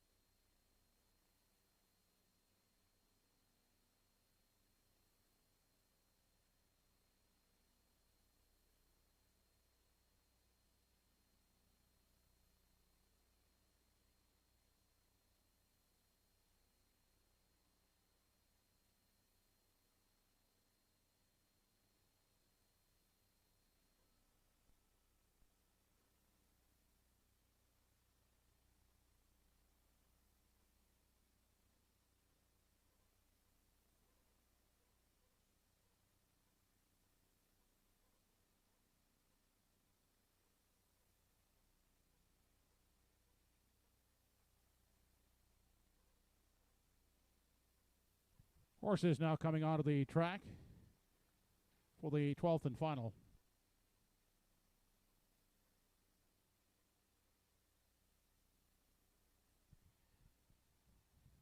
Number 1 is E.R. Quinn, owned by Kirk Paris and the CC Stables. Kirk drives. Dave Dowling gets the catch drive on 2, Lively Freddy, who's owned by Andrea and Ryder Matthews Runnison and Annette Matthews.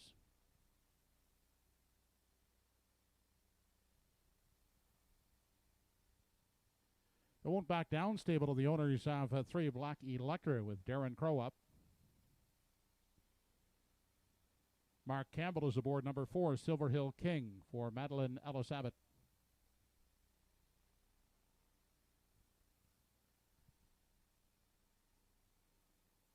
Preceptor from post 5 gets Paul Langell for Roseanne Langell.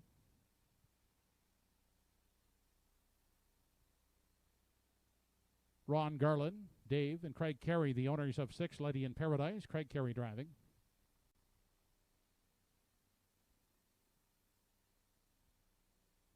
Mark Whidden owns and drives number 7, American Legend. He shares ownership with Kathy McLean. And Johnny Walker Deluxe will leave from post 8. Emmons McKay and Paul Smith owns. Emmons will drive post time for the 12th in 4 minutes.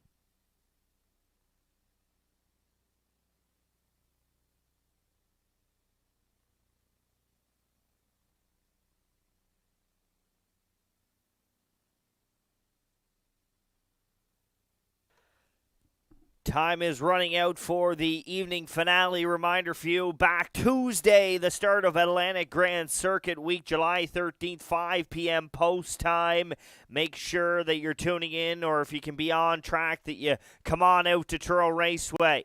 It'll feature the 2- and 3-year-old trotters and the 2-year-old fillies in Atlantic Sire Stake action.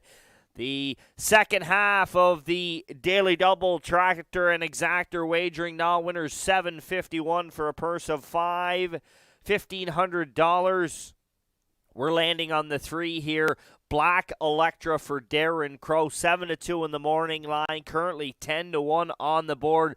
Been consistent at this 751 level. Last week, ran into Windblown. He's not here this week. Thunder Alley, second in the top class. Brutus Barbarian was also in there. So you take those 3 out of there. This horse paced a mile in 1:58.4 for Greg Monroe. Moves back to the services of Darren Crow here today, and I'm looking for them to reunite for their first win in 2021. For second, I'm going to the 6, Lady in Paradise. The lines on this one, its last start is just too good to overlook. 56-2, 29-4. Now followed some red-hot speed of Batter Up Hanover. But here's a mare that shows winning last year in 56. 4 wins from 28 starts. I just had to use her. For third, I'm going to the David Dowling catch drive on the 2, Lively Freddy. He's driven one already for Renison that he put right in the point. That's where this horse does his best work. If he can find the lead, he may have all the say in this one. I'm leaving the current favorite, the 8, Johnny Walker Deluxe, off of my ticket here today. I think in the off-going, it's just too much for him to try and make up that amount of ground in this field. So I'm going 3, 6, and 2. It's your last chance at Truro Raceway on this Friday evening. 1 minute till race 12.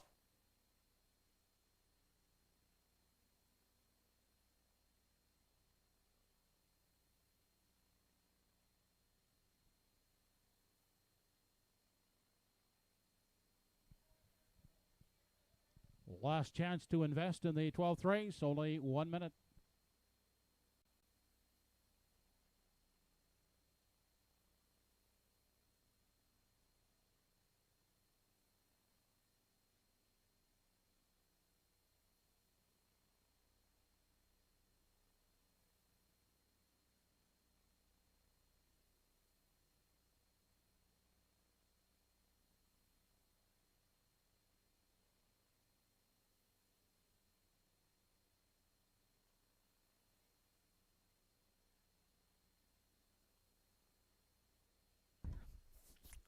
The clock has run out here for race number 12. Currently the 4-5 favorite on your screen. That's the 8, Johnny Walker Deluxe. Emmons McKay is going to handle the driving duties. This horse will drop out of the winner's over down to this level. He'll have to do it from the outside post 8, currently 4-5. 5-2 on the rail from the Chris Coven barn. That is E.R. Quinn.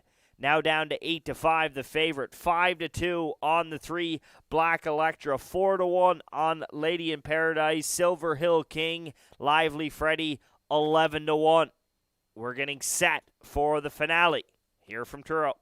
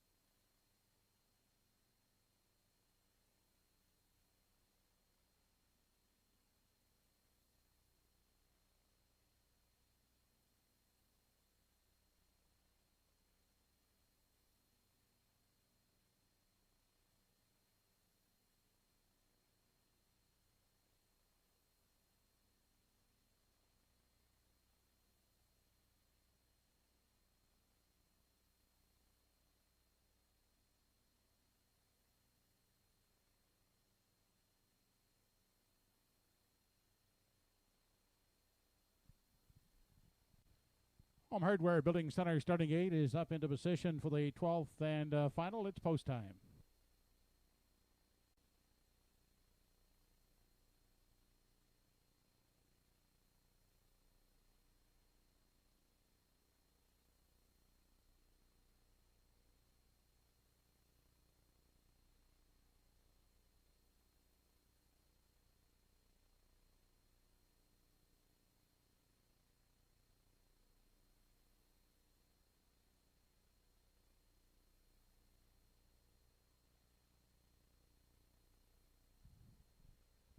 Race 12, top of the stretch. E.R. Quinn, Lively Freddy, Black Electra, Silver Hill King, Preceptor, Lady in Paradise, American Legend, and Johnny Walker Deluxe.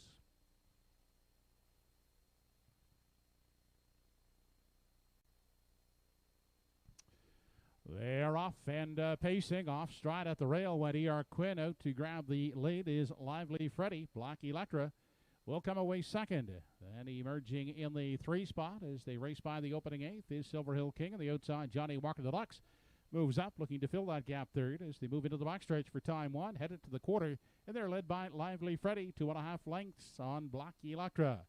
Johnny Walker Deluxe has found room at the rail in 3. Next in line 4th, that's Silver Hill King. Back to Preceptor, pacing along the rail in 5. Campaigning the rail 6th is Lady in Paradise. Then the 7th one away was American Legend. And the gatebreaker E.R. Quinn is gapped out at the back of the field. They race to the 3/8, and showing the way is Lively Freddy, Black Electra. In for the 2-hole ride, looking to the outside now, first up third. As they swing off the top turn, here comes Johnny Walker Deluxe, picking up that cover on the outside. Silver Hill King, 30-2, was the quarter. They traveled on through the stretch, and Lively Freddy continuing to chart the path. First over, here comes Johnny Walker Deluxe. Black Electra is sitting in the pocket third. 4th inside for Preceptor. Outside in 5, that is Silver Hill King. Then back to American Legend. Outside and moving is Lady in Paradise from 7, and E.R. Quinn is at the tail end of the field, 1:04 the half. Onto the backside, final time. Headed to 3/4, and they're still led by Lively Freddy. Outside, Johnny Walker Deluxe is braving it first over. Second inside, facing third. That's Black Electra. Coming 3 high, Lady in Paradise moving into contention 4th. They head now to the 7/8.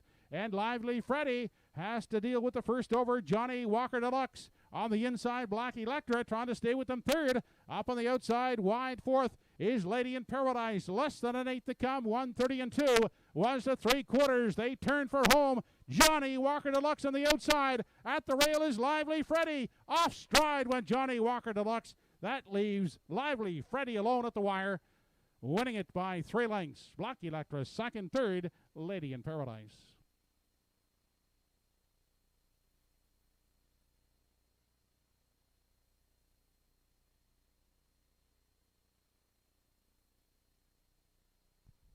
mile in 1:59 and 4/5.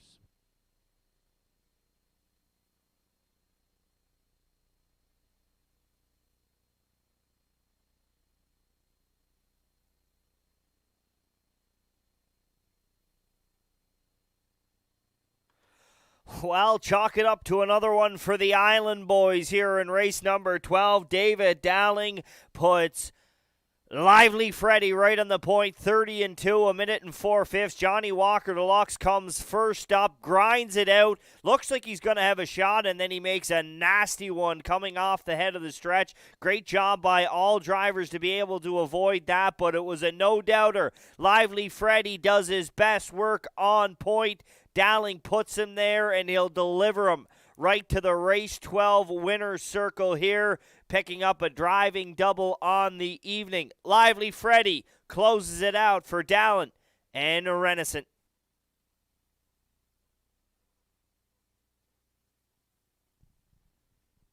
Judges have posted the inquiry in the 12th race, looking at the stretch break made by 8 Johnny Walker Deluxe.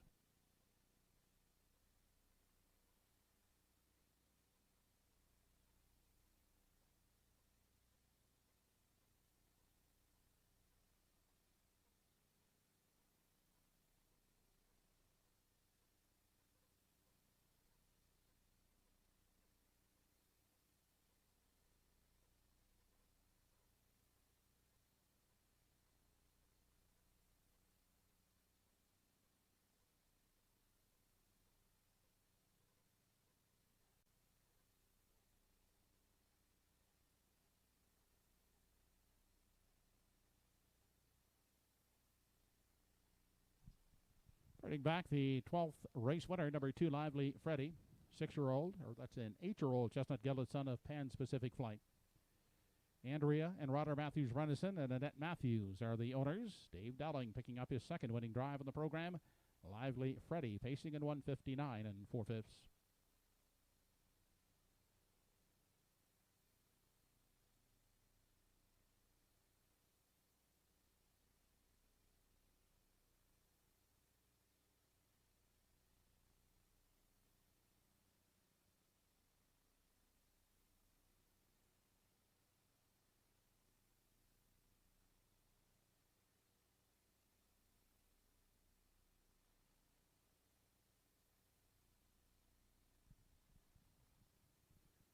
Just a reminder to race fans, our next live Cardiff harness racing here at Truro Raceway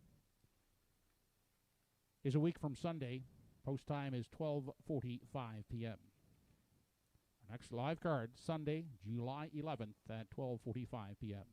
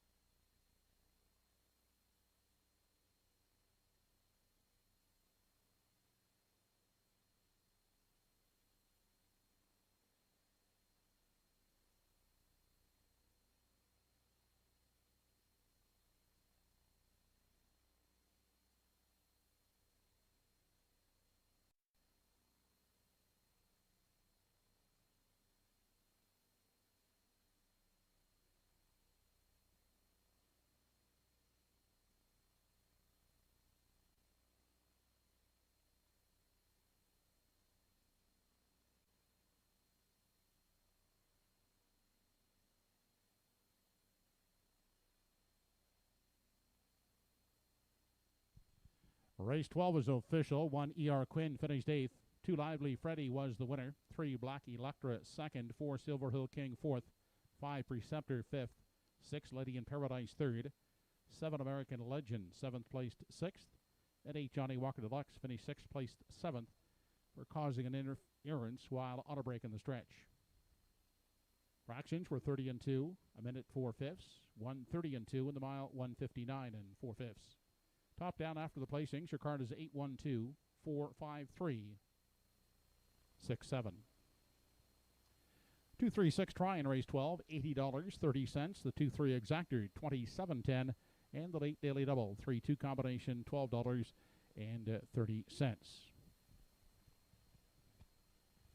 We hope you can join us again when live racing action resumes here at Truro Raceway on Sunday, July 11th. Post time for the first at 12:45 p.m.